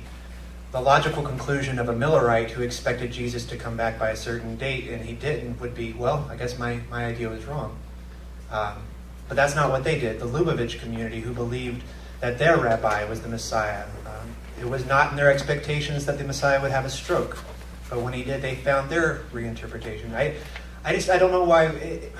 When we have this discussion, it seems to me like we're holding Christianity to a different standard, and I know you feel like I'm doing that with Christianity sometimes too. But I just don't find that compelling. We see it in other traditions. Yeah, I'll leave it at that. Okay. Hi, Mr. Deaton. Hello. This may not be a very good apologetic question, Great. so forgive me if it's not. No, that's great. Do you find childbirth to be a miracle? And if so, it's kind of freaky and weird that it all comes together and we come from sperm and egg, and there's this whole explanation about it, but it's still freaky and weird and hard to believe. But do you find, so I guess my question is, do you find childbirth to be a miracle? I don't find it to be a miracle, no. Thank you for the question. Because there are natural explanations for why it occurs. And miracle by definition is something else, or it seems to be at least. When I look at childbirth, though, I see some weird, gross things going on, but and it's beautiful as well. If you were to regard it as a miracle, to me that would impugn God with some fairly nasty characteristics as well, because for the large history of our species, most women actually died in childbirth. And then you have to think about all the birth defects and all the complications surrounding birth, and it's a pretty messed up affair. It doesn't seem very miraculous, and if God's involved, he seems, and I don't mean this offensive, I know you guys believe in God in a sincere way, and it means a lot to you, but as an atheist who's outside of the tradition, to believe that God has a hand in childbirth seems capricious and cruel. It seems like the Genesis curse, it's not a miracle, it's kind of a misery that occasionally leads to something beautiful. But I think there are better natural explanations than pointing to a divine hand in that. Well, I didn't take your question to be a question of whether it is a childbirth is technically a miracle, but people often refer to it as, there's a sense of wonder, and as I says, the etymological origin of the word miracle is mirabilis. It's a wonder in Latin. And certainly for many people, the experience of the birth of a child is often a transcendent event. And Ernest Becker is a classic case of this. I don't know how many of you read his stunning, compelling book, The Denial of Death. But he shortly after he wrote that, he witnessed the birth of his child, and he said, I just could not, I had to come and believe in God. He wasn't a Christian, he was an atheistic Jew prior to that.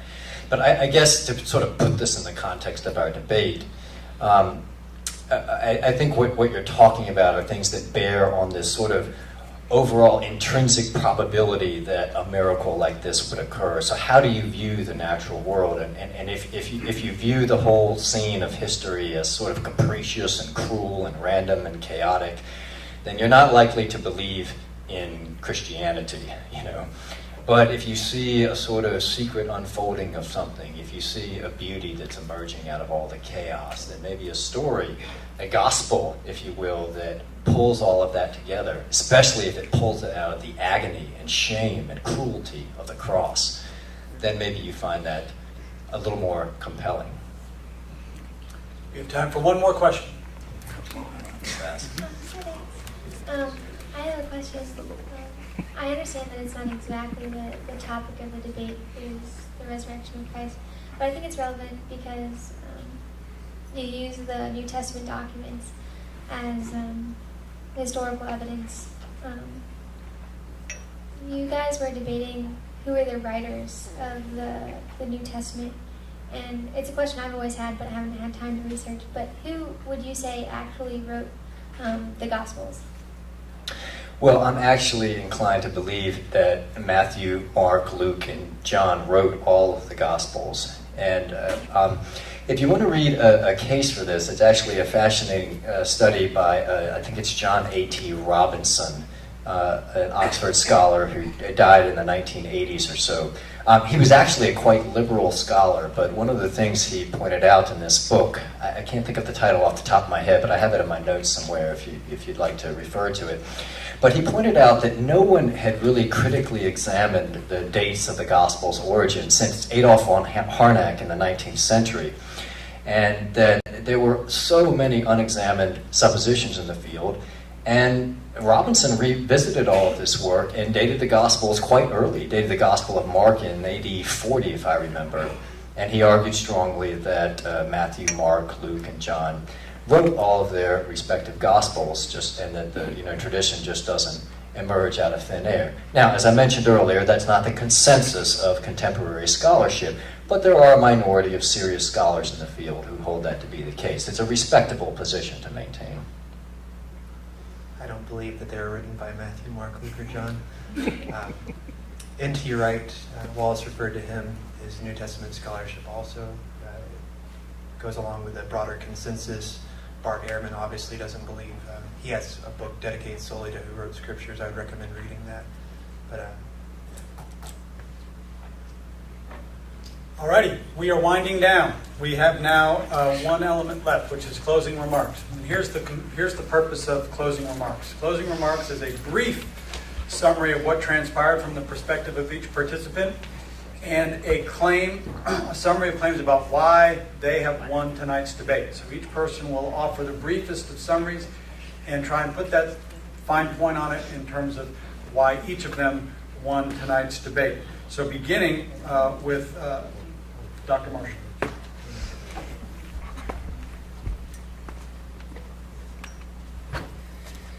Well, let me revisit those 4 facts upon which I base my case tonight. First of all, the burial by Joseph of Arimathea.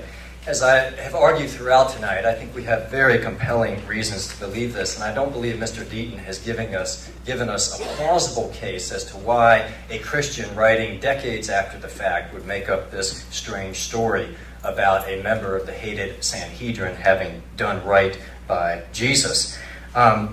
And as I say, even within the text of the Gospels, you can see, if you look at what Matthew and John and Luke write about this, that there is this uncomfortableness with the fact that Joseph had buried him. And one of the last things that Josh mentioned in his final speech was that there's no evidence that Jesus' burial site was ever venerated by early believers. And he said, why would this be the case? Well, that just goes as another argument for the resurrection. If they really believed that Jesus rose from the dead physically, then it wouldn't make sense to venerate his burial site. So if indeed that is the fact that they didn't venerate his tomb, and we don't know one way or the other, it would merely strengthen the case for the resurrection. The discovery of the empty tomb, that second fact that I mentioned, almost all scholars agree with this fact for all of those reasons that I mentioned. There's the multiple attestation, the fact that it appears in the early creed cited by Paul, the fact that early Christianity flourished in the very city where Jesus had been buried. It just doesn't make any sense that if Jesus had been thrown into a common grave, that this would have been the case. And it especially doesn't make sense of that early anti-Jewish Christian polemic, regardless of whether you think Matthew is telling the truth there or not about this bribe that was given to the soldiers. It's very clear he's trying to respond to something. And that something is the disciples stole the body. But what is the disciples stole the body? It's an explanation of the empty tomb. And the author of Matthew's gospel, whether it was Matthew or someone else, says this story has been spread among the Jews to this day. And finally, there's the fact that the empty tomb was discovered by women. Again, why would you make up a story like that? If you're making up a story of the discovery of an empty tomb, you'd make it up like the author of the apocalyptic 3rd century gospel of Peter does. As William Lane Craig says, to appreciate how restrained Mark's narrative is, one only has to read the account of the Gospel of Peter and compare it to this.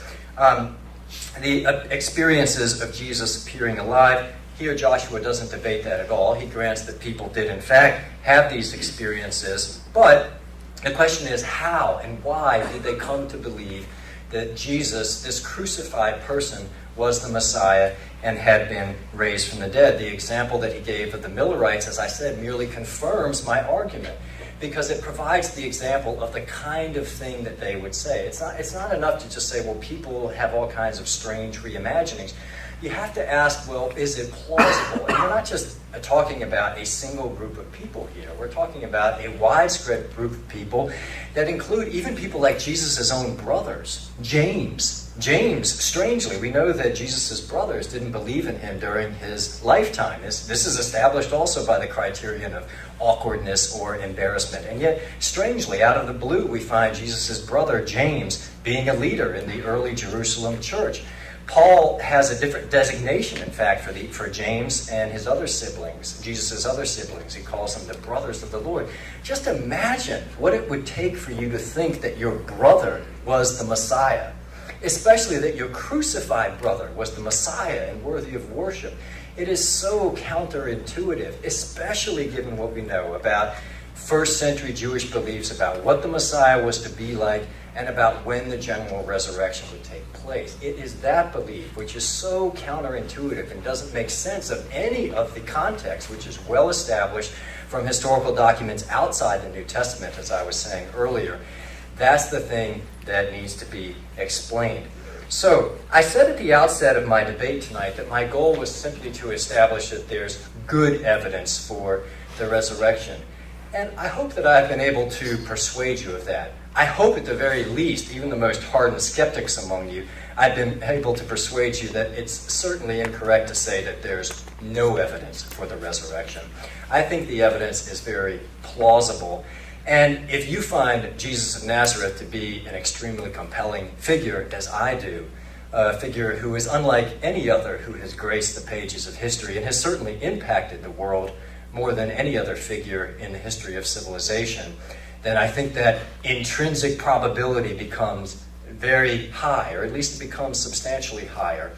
And when you add into that the implausibility of any naturalistic explanation of Jesus' resurrection, I think we have quite strong evidence that Jesus rose from the dead, leaving an empty tomb behind him. But at the very least, the evidence is good. Thank you.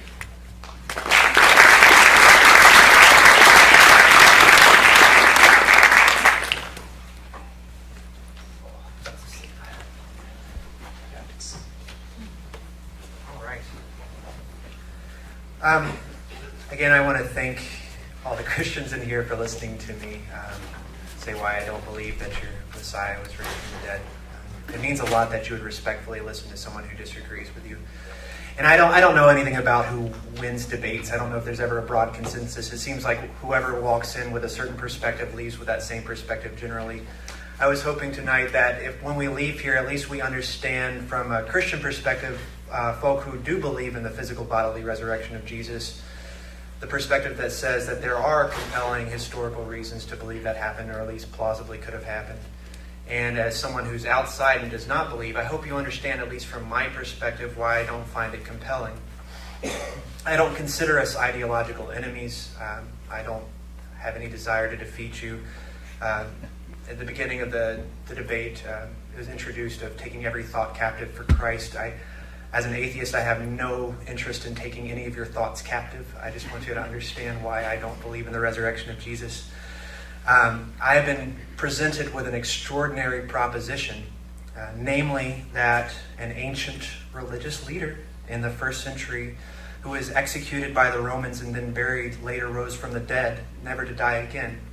And Wallace concedes this is an extraordinary proposition. No one's claiming that it naturally happened. It's so extraordinary that it could have only happened by God. And the only evidence that I've been presented tonight, is the Bible, is the New Testament, is religious texts from the tradition that believe this individual was God in some sense. And it's also been highlighted that no other person writing during the first few decades, during when Jesus was alive, mentions any of the dramatic events surrounding this extraordinary episode.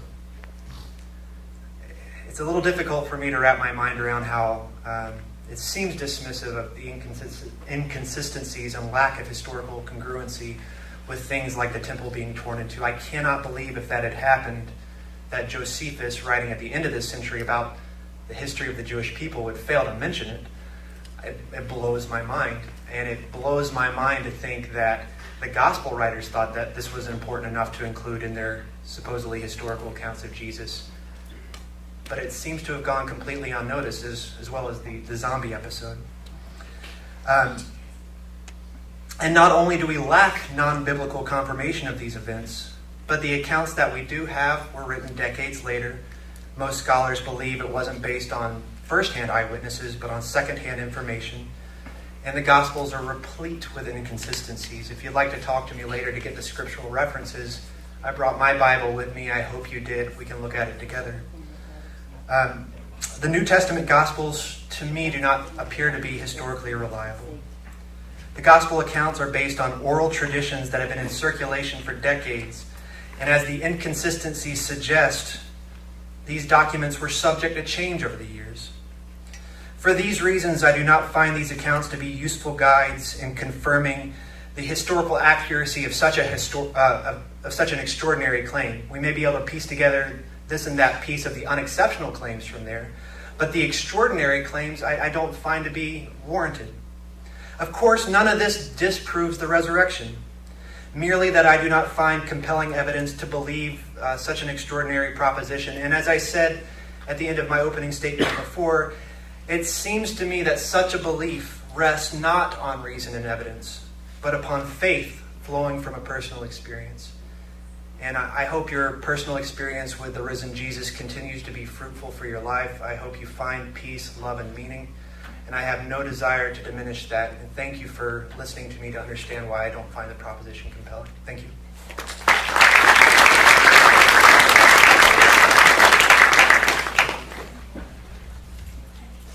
All right, so where do we land after all of this? Some claims can live at the level of opinion. I prefer science fiction over romantic comedy is an opinion.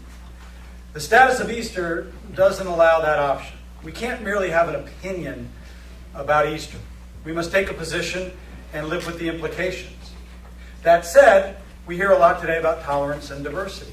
And we often fail to remember that that the road to tolerance and diversity is not to stop believing or even debating or engaging ideas where appropriate. We might call that sort of cheap tolerance. Such tolerance is impossible and unwise. We need to make decisions. We need to seek truth. We need to remember that tolerance and diversity doesn't really kick in until we disagree. We can disagree without being disagreeable, and I think we've seen that modeled graciously by both debaters, but I've been particularly inspired by Josh's efforts tonight. We can find common ground and be open-minded where appropriate, and in that common ground, we can build relationships and community. So we invite you to continue these conversations beyond this forum, and with that teaser, I will turn things over to our sponsor, Tom. If you would join me in thanking Wallace and Josh again for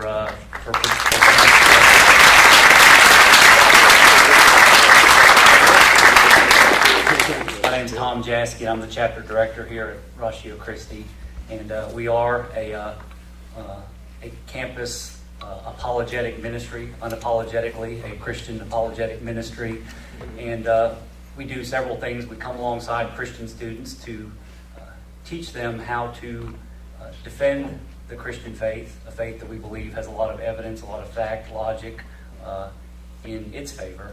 Another thing we do is we sponsor events like this. where we can present the Christian truth along with other worldviews, other views, other religions, where they hold their truth. And in a university setting, and we're very thankful that UNCW has seen fit to make Ratio Christi an official club and allow us to present differing viewpoints and allow you to, as rational human beings, to be able to hear the evidence and to make up your mind for yourself. And so we're thankful for this debate. We had last month a debate involving Wallace and Philip, and on Does God Exist? And then in between that, we had a couple of professors here at the university having a dialogue on creation and evolution. And those are just a few of the events that we want to sponsor and allow people to come together and to hear truth claims and to decide what is truth. This is the last event that we have for this semester, and next semester we're already talking about different events, debates, bringing speakers to campus. And so if this is something that you enjoy, if any of you are attendees at the other events, if you believe that this is worthwhile in seeking truth, in presenting truth claims of various perspectives to students here on the campus and to our community at large, if Ratio Christi is something that you might want to support and help us to put on events like this, we have a number here that you could text and give any amount in support of the expenses and different costs that we have in providing this ministry on the campus and putting on events like this. So with that being said, we thank you for being here. Thank you, Dr. Olson, for moderating. Thank you, Madison, for timekeeping, and Joel for manning the mic. And thank Tom, you guys for being here. Tom, do you just want to mention that if someone needs a ride to the ale house, they can come down here and we'll find some car to pile you into. There is an after party for those who want to continue this discussion and ask some of our presenters some additional questions that you might not have felt comfortable addressing in public, and that will be at the Carolina Ale House. Thanks a lot and good night. Thank you.